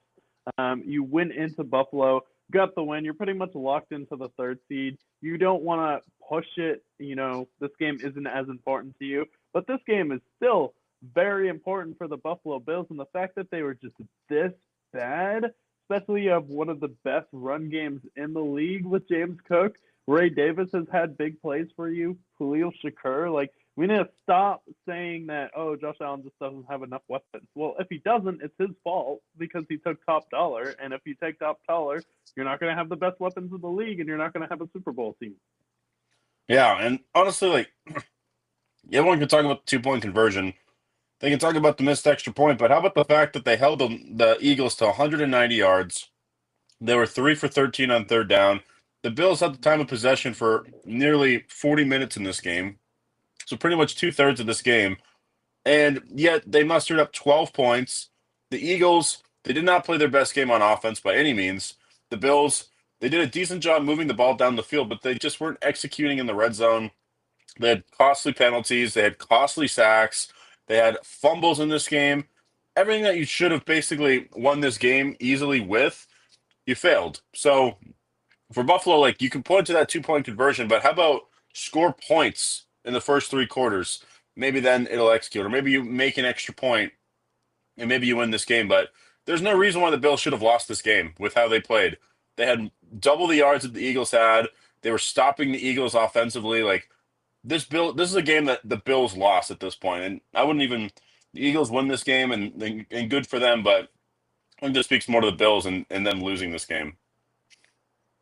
Yeah, no, it definitely speaks more to them because, like, Philly, they've had games like this where they go out there, just lose. I picked the Philadelphia Eagles to win this game, but I didn't think that they were going to win like this. I mean, especially in Buffalo, you're at home. And then Josh Allen, like, I get it's raining, but that should be an advantage for you, especially since you're a bigger, stronger quarterback. Yeah, no, I agree. This should definitely have been a game that the Bills pulled out. But that is our Week 17 games. We've covered everything there. Now we go into Week 18, the final week of the regular season. It went by so quick. We have some games for Saturday, Sunday, and games that will clinch officially divisions and playoff seeding. So those will officially be confirmed. Should we go over the playoff brackets now and then go into the postseason, or cover them as we go? Yeah, let's cover all of the games because then we can, kind of preview the playoff picture based off of who we predicted to win. Okay. So I'll pull up DraftKings as well as we talk about the NFL slates. Let's start with the Bucks and Panthers game. This will be on Saturday at 4:30 Eastern time. The winner of this game will win the NFC South, barring a Falcons loss to the Saints. But the Bucks are favored at 2.5 in Raymond James, and this is an obvious pick for me. You know exactly where I'm going. What happened to the Panthers last week? Did they win or did they lose? They lost. Oh, and what do they usually do after a loss? Oh, yes, win. So easily for me, I will take the Panthers at plus 2.5 because they will beat the Bucks surely to continue on their win-loss projections and win the division. Yeah, I'll take the Panthers as well. Same reason they've won, they've lost every other game, and the Bucks have kind of just been on a historic slide right now, so I can't see them snapping out of it, especially since Quinn Ewers got his first touchdown against you. So not a great stretch here for the Tampa Bay Buccaneers. Not at all. But then we go to the 8 o'clock slate, which is the Seahawks and Niners. And the winner of this game will have the 1 seed, ultimately, and the NFC West crown. Right now, the Seahawks are favored at 1.5 at Levi Stadium. For me, this does feel a lot like last year's Vikings team, where they go toe-to-toe with the Lions, and they fall flat. I do think the Seahawks are a great team, and they've been great on the road. However, the Niners scoring 40-plus points pretty much every single game the last month. For me, I have to go with the Niners to win out in this game. Yeah, and I've been waiting for this to come to fruition for the past few weeks, and I thought the Niners would be the team that wins, and I'm going to stick with that. Brock Purdy has 15 touchdowns in December, which is the most, I believe, by any quarterback in the league, and he had one of his best performances on Sunday Night Football versus the Chicago Bears, where it seemed like he just would not be denied, and you have kind of just the experience, and you have the coaching advantage right now with Kyle Shanahan.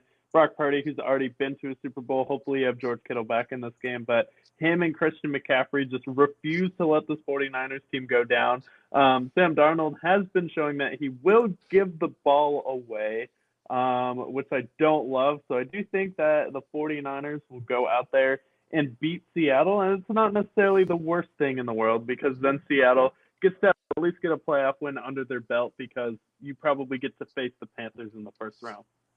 I would agree. I think they'll be fine. And the Panthers, especially after they win on Week 18, you already know what will happen in the postseason. And then let's cover the Sunday slate. We have the Bears. They've pretty much locked up where they are in the final rankings. Lions are eliminated, but Bears have a chance to get revenge after getting crushed in, I believe, Week 2 against the Lions. They're favored by a field goal. The Lions, it's just not their year. I'd like to see them win and have a winning season, but I think the Bears get revenge, and I'll take the Bears to cover those 3 points. Yeah, I'll take the Bears to win and cover this game as well.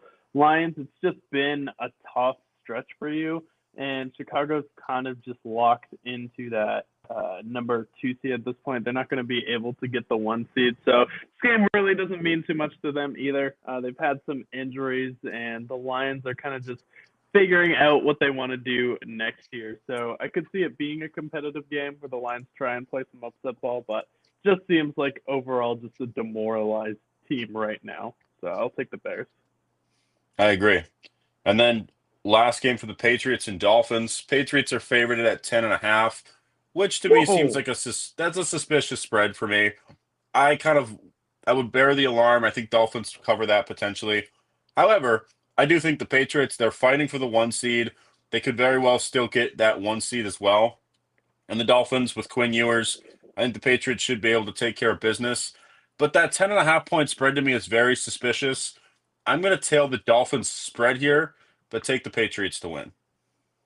Yeah, definitely. That feels like a trap as far as the spread is concerned, but I will take the Patriots to win this game as well. You're competing for the number one overall seed. And I believe, yeah, they're going to be playing them at home.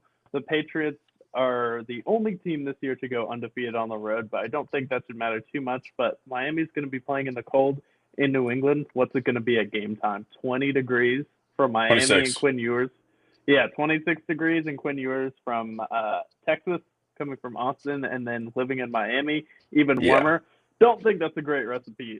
Even Mike McDaniels doesn't like coaching in the cold. So No, it's not going to be a pretty sight.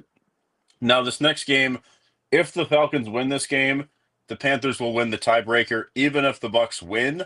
But Falcons and Saints in Mercedes-Benz Stadium, Falcons are favored at 3.5. Another spread to me that looks very suspicious. Saints have won 4 straight. This is a good 6-10 team.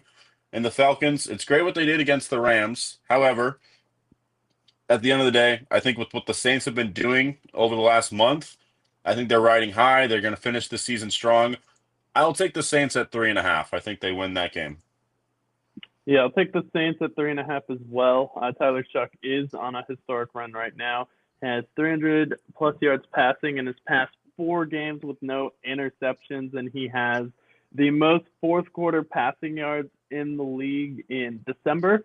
So definitely a big pull for the Saints there. So I will take the Saints in this one. It just makes it a little bit more interesting. And, you know, the Falcons, it's been a good run. Kirk Cousins is playing for a job, but it seems like the Saints have been just dominating the in-division games in the South this year, where they haven't been the best team, but they've beaten the Panthers twice, I think. And then they've beaten the Tampa Bay Buccaneers and the Falcons already. Yeah, they beat the Saints earlier. They beat the Bucks a couple of weeks ago, and then they beat the Panthers. That's it. The Panthers did sweep them. So Falcons have been pretty good in their division. However, with the Saints, with as hot as they've been, I just feel like they're due for that win to finish out strong. And then NFC North matchup of Bengals and Browns. Bengals are favored at 7.5. And with the way that the Bengals have played, putting up 30 plus points in consecutive games, Browns vying for that top 5 pick. I still think it's going to be fairly close. Bengals at 7.5, but I do think that they should cover that, and I do think they win by at least 2 possessions. Yeah, and they're going to try and do everything they can to not let Myles Garrett get that historic sack versus them. So that can also hurt you at the end of the day, which it seemed like it hurt the Steelers' offense because then the other pass rushers were able to get involved. But do still think Cincinnati should win this game and drop the Browns. The Shador Sanders hype kind of faded away a little bit, and it's crazy because I've heard everybody talk about Shador Sanders every single week. He's been in the headlines. People are talking about him, but no one is talking about Tyler Shuck. I mean, this is the exact problem with the modern NFL media.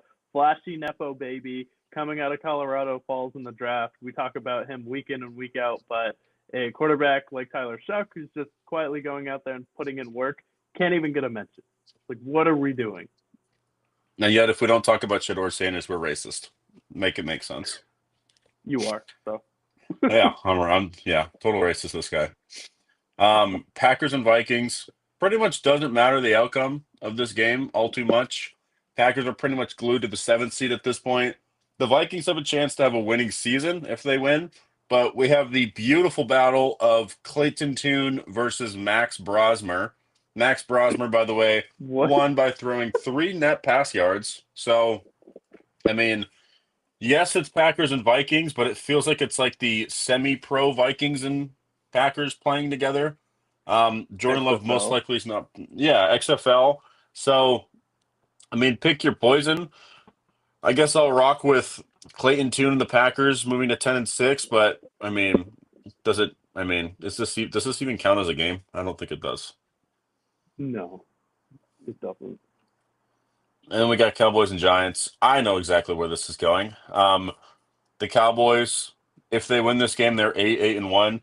And they watched the Brickyard's early season preview. We said they were going to go 8-1. especially after the tie against the Packers. We're like, well, now we know exactly how they're going to finish, and they'll fulfill their prophecy that was meant to be since the start of the season. They're 3.5-point favorites in East Rutherford. Giants benefit from a loss. Dak Prescott padding his stats, potentially throws for 518 yards to throw for 5,000 yards in total.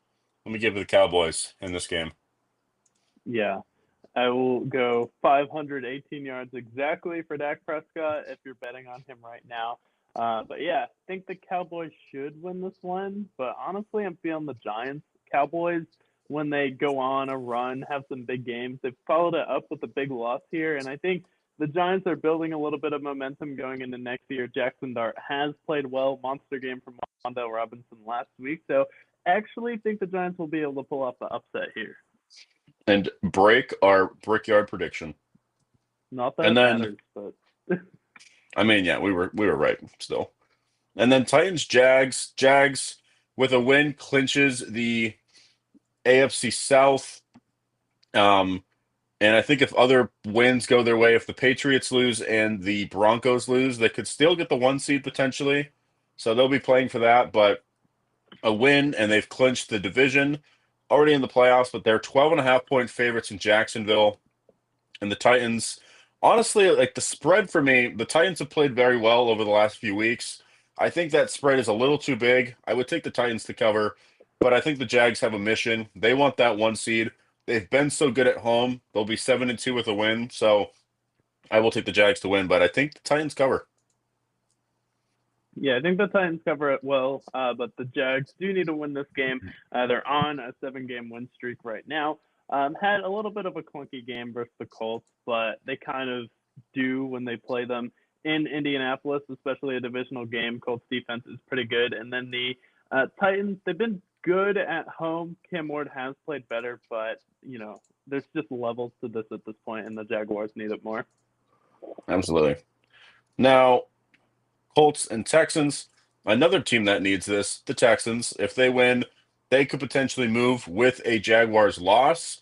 They're 10.5-point favorites, and they will be honored to be playing Riley Leonard. No more Phillip Rivers in this game, but with the best defense in football, with how the Texans are rolling, winning 8 straight, they're 10.5-point favorites, and honestly, that sounds about right. I would say the Texans cover that. Yeah, I think this is the time where the Indianapolis Colts really break. You still had a chance technically. You were fighting for your playoff lives versus the Jacksonville Jaguars last week, and now that you're officially out, I think the dam has broken, and the Texans are going to come out, have a big performance in this one, and kind of dominate it, especially because you really want to be the 5th seed, if not the divisional winner, because you never know. Cam Ward could go off versus the Jaguars. So you're playing for a lot if you're Houston. So another game you can't drop. And then we have Jets and Bills. Bills coming off of a crushing loss to Philly. They're pretty much solidified with where their seeding is. They'll probably be the 6th seed most likely, or potentially the 7th, but they face the Jets. The Jets have been blown out by 20 points or more in the last 4 games. Bills are favored at 7. That tells me that Vegas has lost trust in Buffalo. But would Only 7. Damn. only 7 for the Bills. I mean, if this was maybe 2 months ago, this would have been a 14-point spread. I still think the Bills will cover. I think they'll take care of business.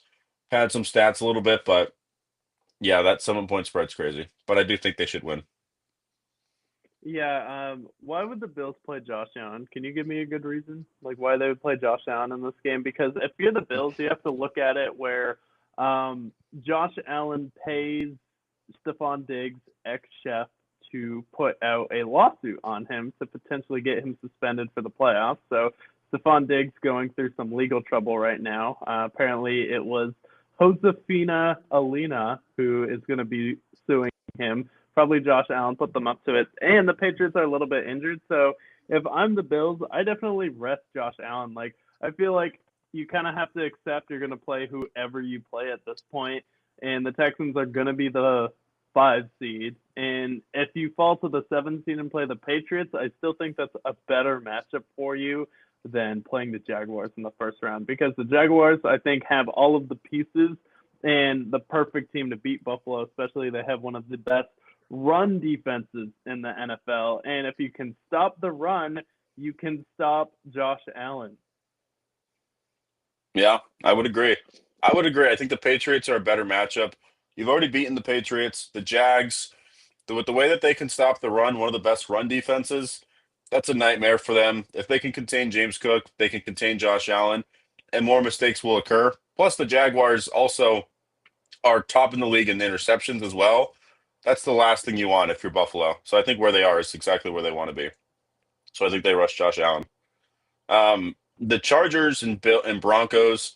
The Broncos will be facing off against Justin Herbert's backup in this game. I'll get his official name, but they are sitting Justin Herbert, giving him some rest. It'll be the Trey Lance show for the Chargers. No way. So we're going to have a Trey Lance sighting. 12.5 point spread. Honestly, I do think the Chargers still cover, only because I just don't think the Broncos are going to be full on the gas. If they win, they're the 1 seed. If they lose, they probably still may be the 1 seed. So honestly, yeah, I'm going to take the Chargers to cover, but I think the Broncos still win.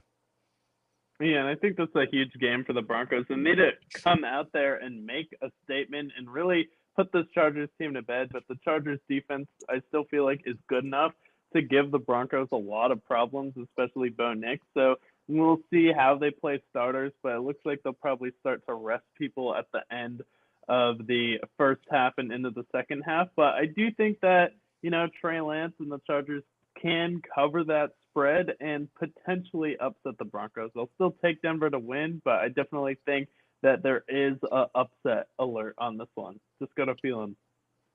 Yeah, I can see it.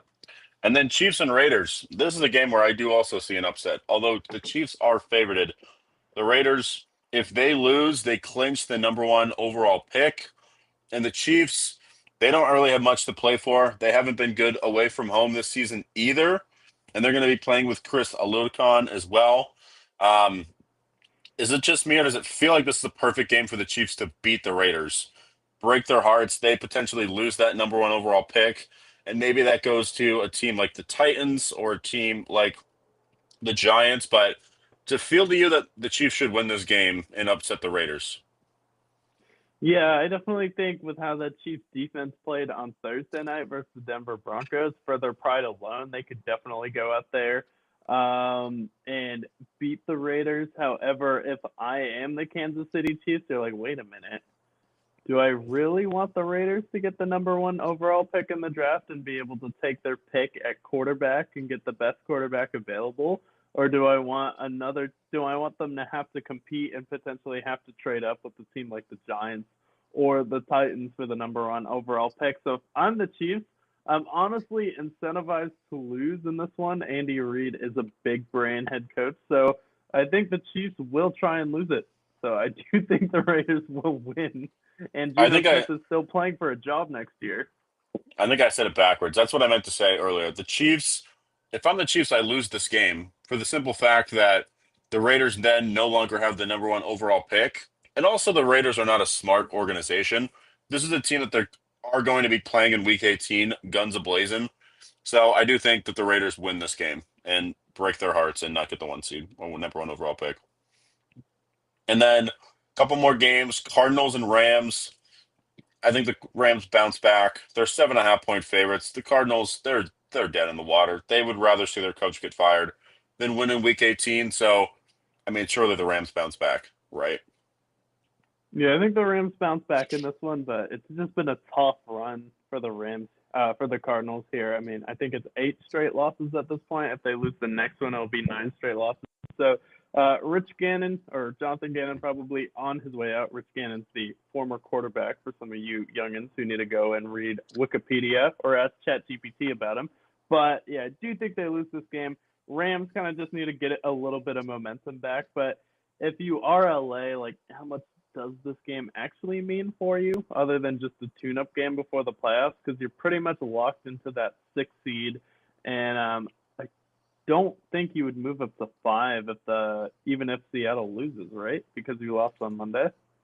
Yeah, they do have the tiebreaker. So I think either way, they're pretty much glued to that 6 seed um, because they have that tiebreaker. So, yeah, I do think that Either way, there's no way that they can be the 5th seed at this point, because even if the Rams or the Niners lose, then I still think the Niners are going to have a better conference record. So therefore, the Rams are the 6th seed at this point. So it doesn't really matter. We might see a what is his name? Bennett. Bennett will be in the game, I think. Stetson Bennett. We might have a Stetson Bennett Stetson signing. Bennett. A fan of the show. So, or Jimmy Garoppolo for sure. I think we'll see either one of those guys at some point in this game. And then last 2 games, we have Eagles Commanders. Eagles are probably resting starters at this point, but they have a 7-point spread right here. And they all but are glued to that 3 seed. Maybe they can jump the Bears if they win and the Bears lose. But with the head-to-head, the Bears do have that tiebreaker. So I think they're pretty much good with facing the Rams and gearing up for them this upcoming week. So I think that's what they'll ultimately do. So I think they'll be fine with staying at that 3 seed. Yeah, I think they win. Commanders cover. We're supposed to have an epic 2 out of 3 games the last 3 weeks of the season between Jaden Daniels and Jalen Hurts. We didn't get that this year, so this is kind of just okay, it's happening game, I guess.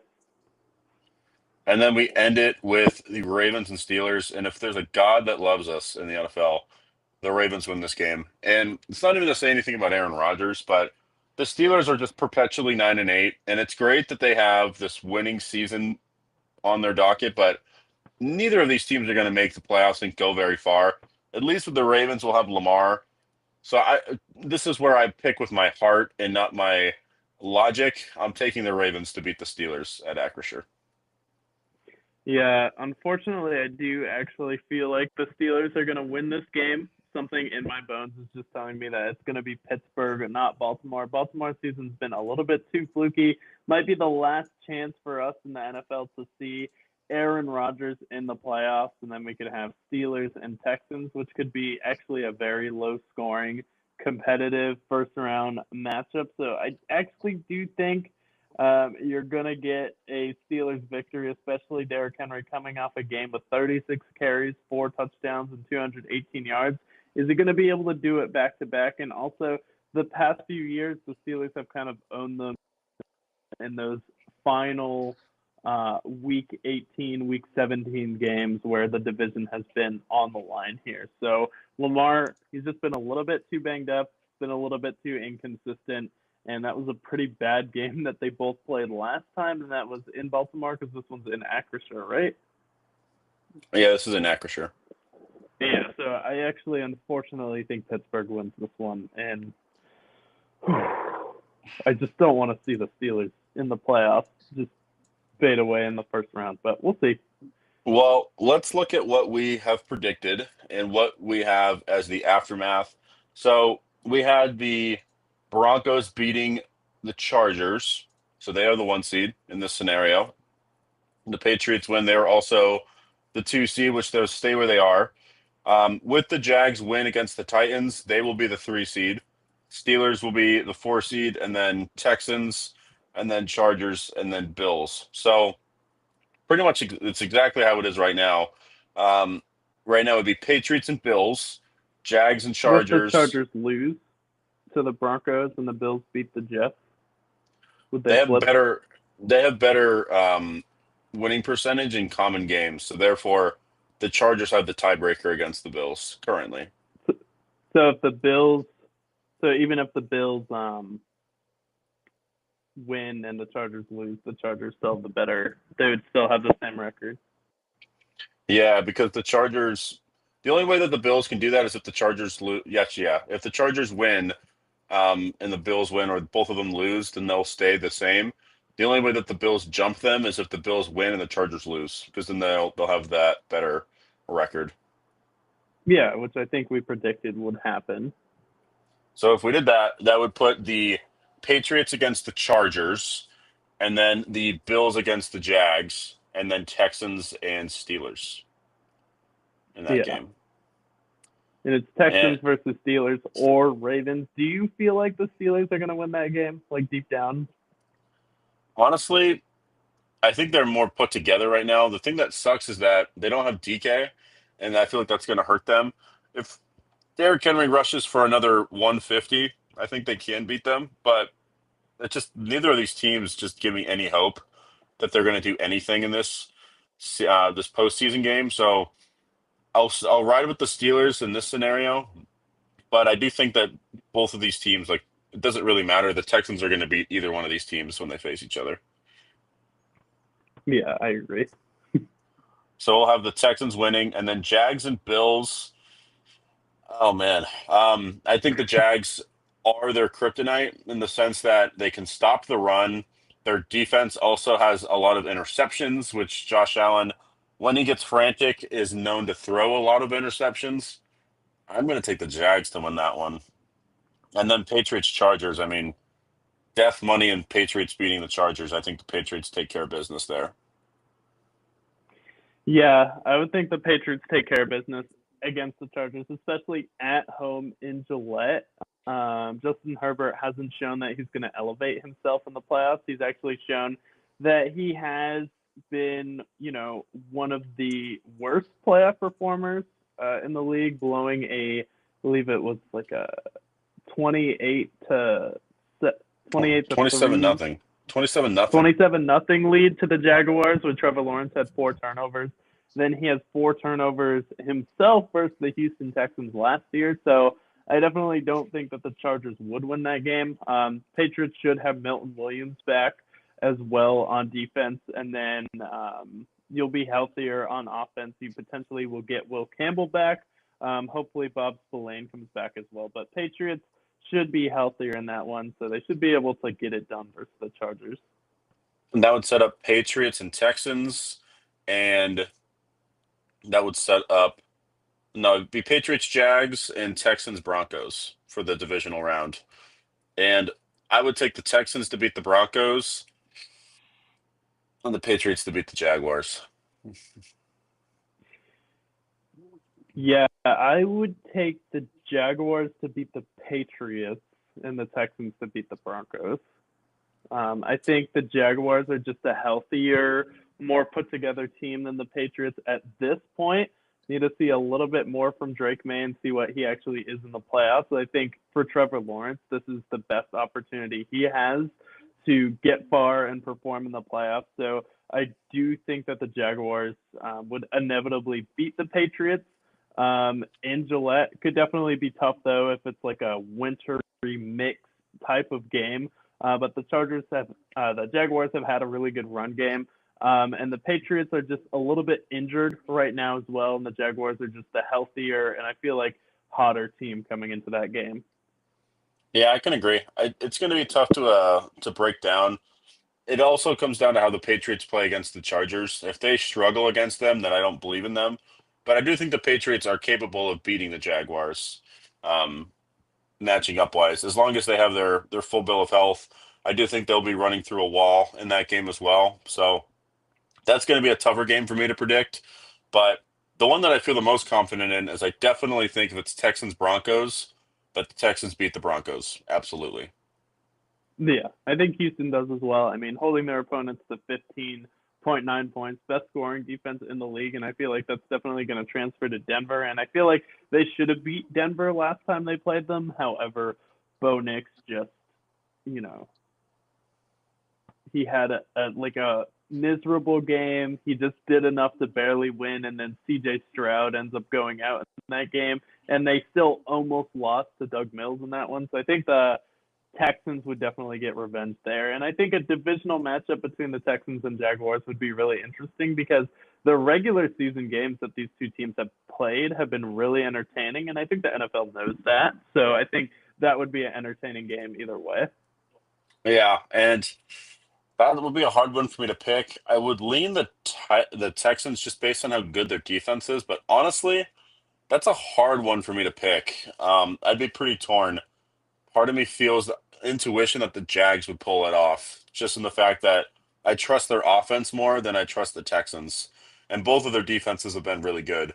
And what a story it would be if Lee and Cohen can bring them to the Super Bowl in year one. So honestly, if it's that matchup, I'll take the Jags in that scenario. Yeah, I think the Jags get to the Super Bowl this year. I think Trevor Lawrence has had his best year as a pro He's really coming into his own, and he's matured. And he's always been hitting guys in the hands. He's been able to make every throw, and he just has a ridiculous highlight reel this year as far as his throws.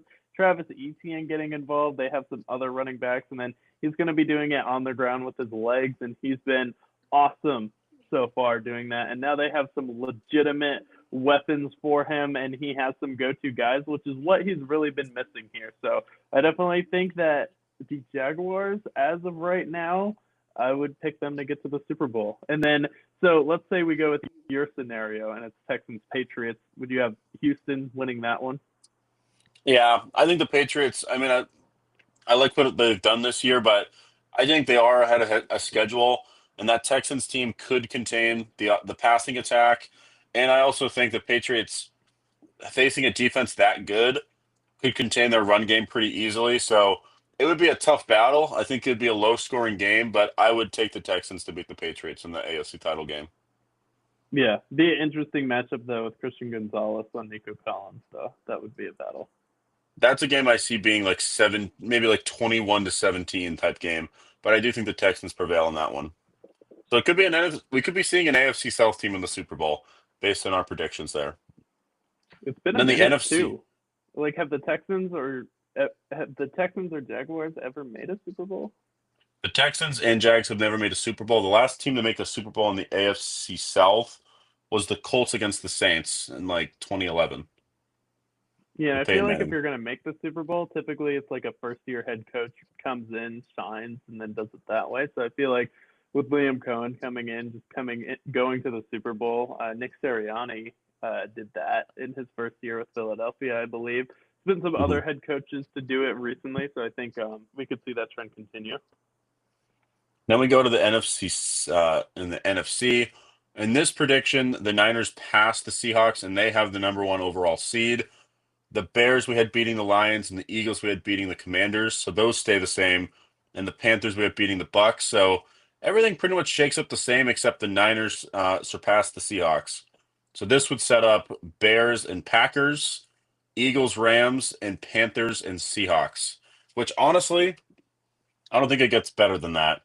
Bears and Packers. I think just based on how banged up the Packers are, Bears beat them, and then Eagles, Rams. Tough breakout. That's a game that I'm pretty torn on, but I would pick the Rams to beat the Eagles, and then the Niners beat or the Seahawks to beat the Panthers. Yeah, I would still take Green Bay to beat Chicago. I mean, Chicago almost lost the Packers without Micah Parsons and with Malik Willis starting, and Jordan Love should be back for that playoff game. He was out with a concussion, and I think he definitely elevates his game to a different level in the playoffs. And I just think the Packers have more experience. Matt LaFleur knows what he's doing when it comes to the playoffs. So I do think that would be another 7-2 seed upset for the Green Bay Packers because they do play a lot of upset ball when it comes to the playoffs. And the Bears are a little bit injured right now as well, especially when it comes to the offense. Roma Dunze being injured. Zacchaeus is banged up. So is DJ Moore. So I do think like these are two teams that have been banged up, but the Packers situationally all year long, they've been better than Chicago. Chicago has had 6 fourth quarter comebacks, but that game that they had in Chicago, if Jordan Love had finished that, I still think that the Packers would have beat them. So I would take Green Bay there.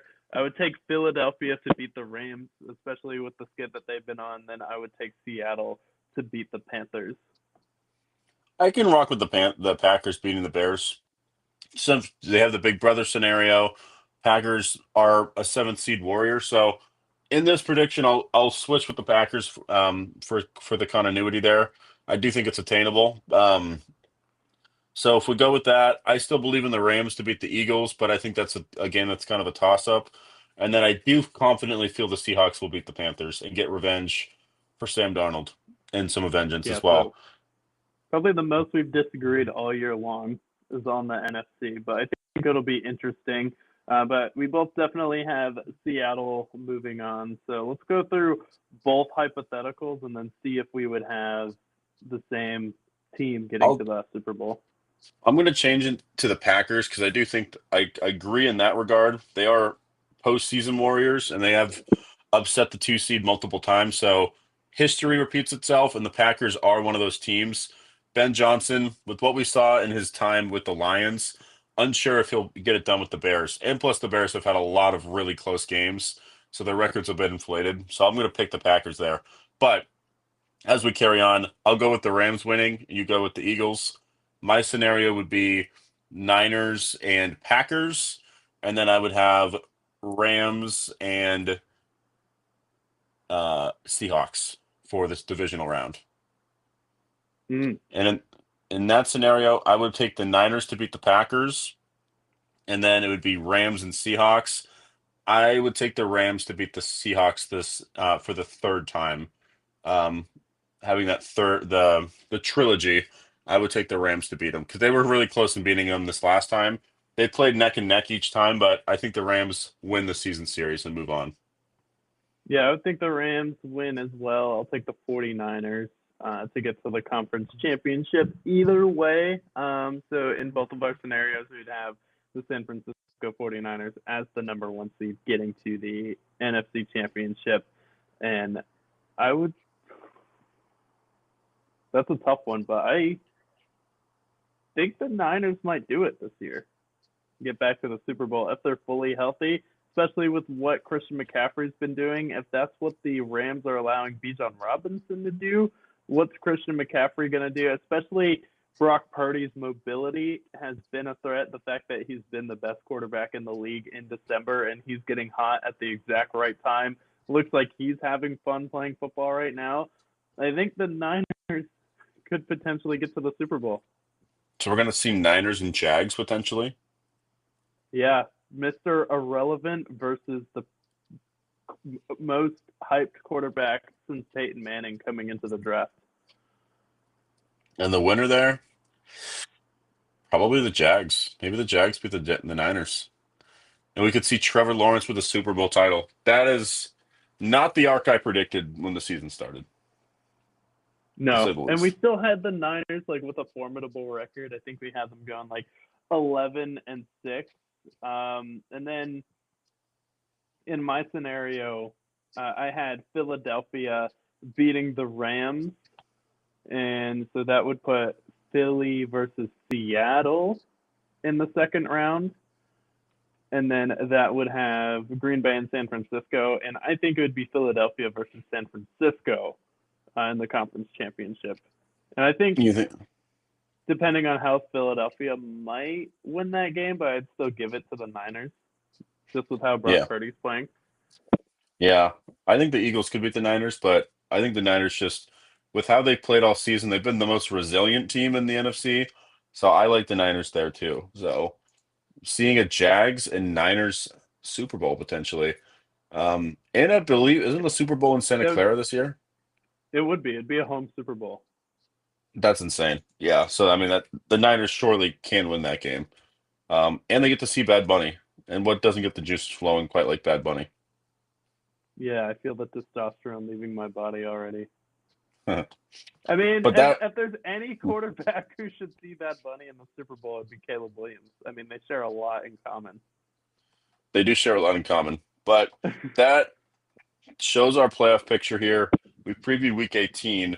So we are ready for the final witching hour of the NFL season as we near into Super Wildcard Weekend next weekend. Yeah, and this should be a doozy here. So definitely let us know what you think of our playoff prediction. Who do you think is going to be there? Do you agree with our playoff picture? Who do you have in the Super Bowl? What are your early playoff predictions? Definitely going to be a fun one because it feels like anyone in the NFC could make it right now. It seems like there is a hex in the form of a star on the Rams right now. The 49ers are just the hottest team heading into the playoffs. And then the Seattle Seahawks and the Chicago Bears. Can you trust Caleb Williams? Can you trust Sam Darnold when it comes to it? Will Philadelphia flip a switch? And if they do, they could definitely be right back in the Super Bowl as well. So definitely a lot of interesting things. And then the AFC, pretty much a wide open. And who would have thought that it would be two AFC South teams that could potentially get to the Super Bowl and be the favorites coming out of the AFC? So definitely some interesting things, and it feels like this year the NFL has definitely taken a step back, and then at least in the AFC, it's been a full reboot. Where the NFC outside of the Bears, it still feels pretty familiar, same old NFC, but the AFC really needed some new, fresh faces. Yeah, that's why honestly, like, especially if Josh Allen's a first round exit, I feel like whoever wins it out, like ultimately could be the new face of the of the AFC. If Drake May wins it, whether it's him, whether it's, with what success we've seen with CJ Stroud to this point, whether it's Trevor Lawrence, the Prince that's promised, like either way with any of these arcs, we have a new face of the AFC for the time being. And especially with how the Chiefs are going to be in rebuild with the Ravens, whatever they will they keep John Harbaugh? We could be seeing the new AFC shape up in this upcoming month. Yeah, but we'll definitely be watching the games in Week 18. Definitely watching for injuries for all of these teams as well, because Week 18 could make or break any team's playoff push, especially with some key injuries. But have you watched anything in New Hampshire or just been hanging out? Yeah, actually, funny enough, it was the holidays for Christmas, and I watched It's a Wonderful Life. So I know you have Is this beef your with that first movie. time? We can call it the first time. I saw it when I was a kid, but I didn't really remember it. I knew the premise of it, but I did finally see it again after like 15 years. I'll say before I kind of give my grief with it, I'm gonna say the compliments. It's a great movie. It could be the best Christmas movie if you're talking about pure, fundamental Christmas, American, blah blah blah sort of tradition. Like, it is a great Christmas movie. But that being said, that movie came out in 1945. Okay, that movie came out 70 years ago, and can you guess how many remakes they've had? Zero. They have not Zero. made a single remake of It's Such a Wonderful Life or It's a Wonderful Life.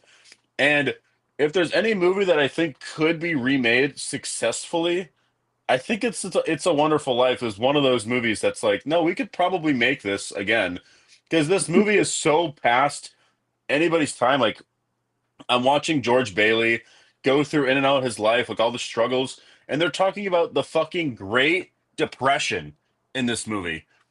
And they're Like talking 80 about years banks. ago. They're talking about the banks failing, and we're almost 100 years away from that at this point.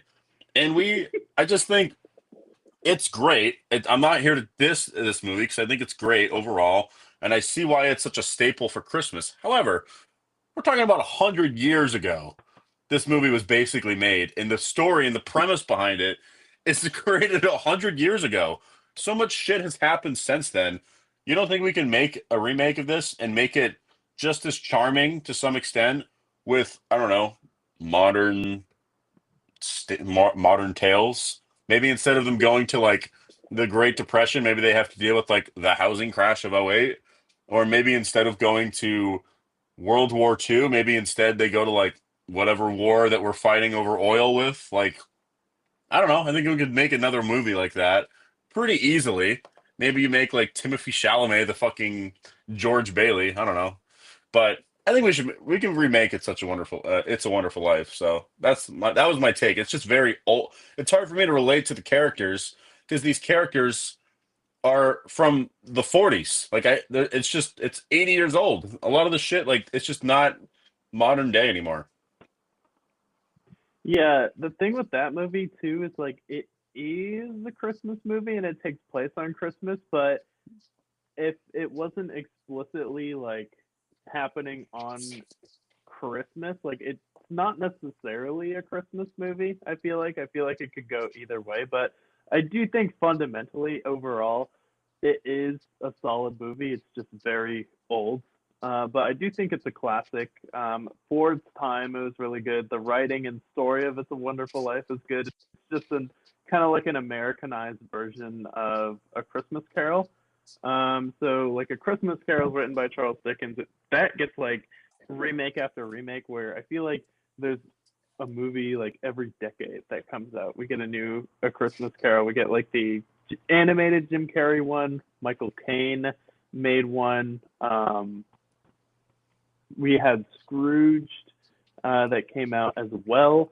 So there's been a lot, and I think there's like one that came out in like also like the 1930s um, for the Scrooge movies, and then you also have the Mickey Mouse A Christmas Carol as well. So I think like as far as like remakes, I definitely agree with you. It's a Wonderful Life could do a reboot, and like as far as like It's a Wonderful Life, well, it's not a movie I necessarily want to rewatch every year. Like once every like 4 or 5 years, it's kind of cool just to go into a time machine, just see what life was like.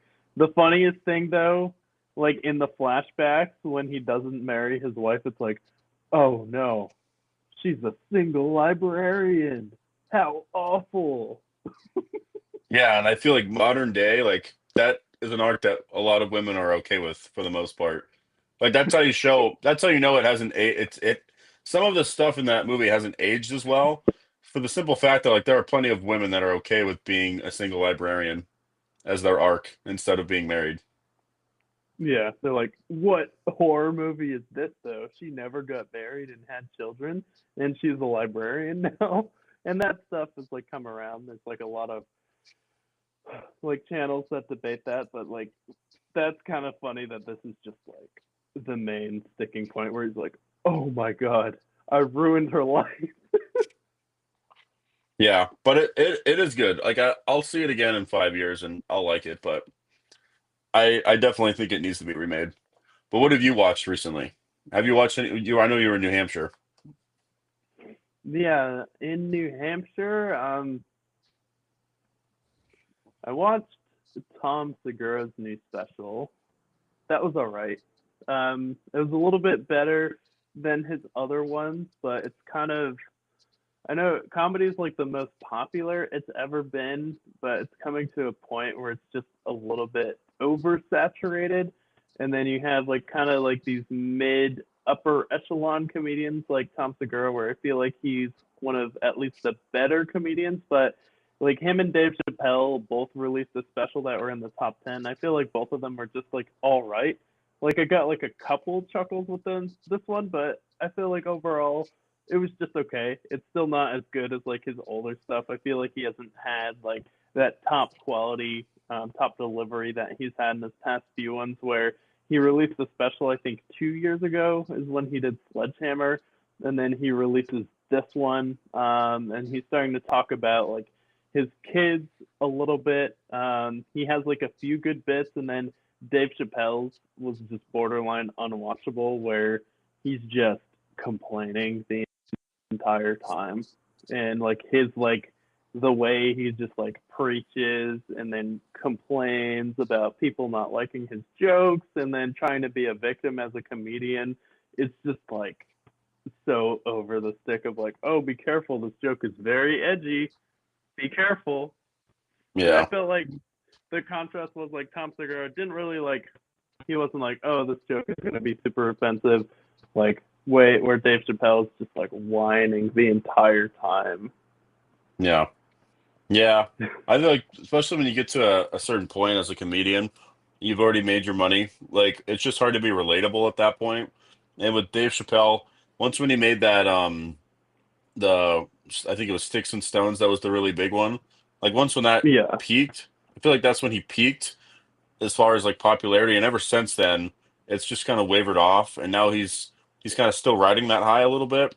Obviously, Dave Chappelle is like one of the greatest stand-up comics of all time, but I definitely think that it's going to be hard for him to get back to that level, especially with how he is now, just kind of bitching about everything. yeah, and like Tom Segura's, like it was pretty good. I was like kind of like, oh, that was funny, but like his other ones, I feel like I want to go back and rewatch. But since like Beautiful Dogs, I haven't seen a comedy special that I really wanted to go back and rewatch like a couple times. Where like I can always pop on that one and rewatch it. Some of Tom Segura's older specials, I still go back and rewatch. Where this one, it's like yeah, you had 2 or 3 bits that was kind of funny, but it was mostly you're just listening to him talk because you did mention like the relatability. Where this one, like, oh yeah, guess what? I get to fly with the Blue Angels. Like, okay, who else is going to Yeah. be going out there and doing that?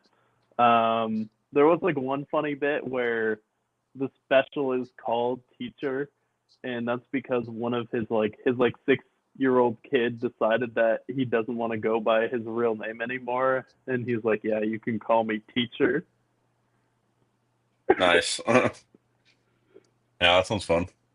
And that's on Netflix? Yeah, so that one's on Netflix. That one's like it's pretty good, but I feel like comedy over the past few years, like I've like been to the Mothership a couple times, and like there's some like funny comedians I like there, like Kurt Metzger, but the fact that like you have like a 70% chance of seeing Tony Hinchcliffe there, and his stand up is just horrendous. Like he just Yeah. goes up there. He's another comedian that goes up there and complains and has to warn you. And as soon as someone starts like, "Oh, this joke's super edgy, look out!" it usually falls flat for me. So it's Yeah. like there's a couple good comedians right now, and it's like seems like it peaked in popularity, but I felt like the best specials we were getting was probably back in like 2016, 2017, because I felt like that was the most like countercultural that comedy was, because we were in like I felt like 2016, 17, that was where a lot of the censorship was coming in, so there was like a lot of good like give and take with comedy and like the current like political climate, where now it's just like the political commentary is kind of bad, and then the older you get, kind of the more cringe political comedy gets as well, where it's like Yeah. most people don't care. Yeah. I would agree. Hopefully it bounces back, but one can only hope.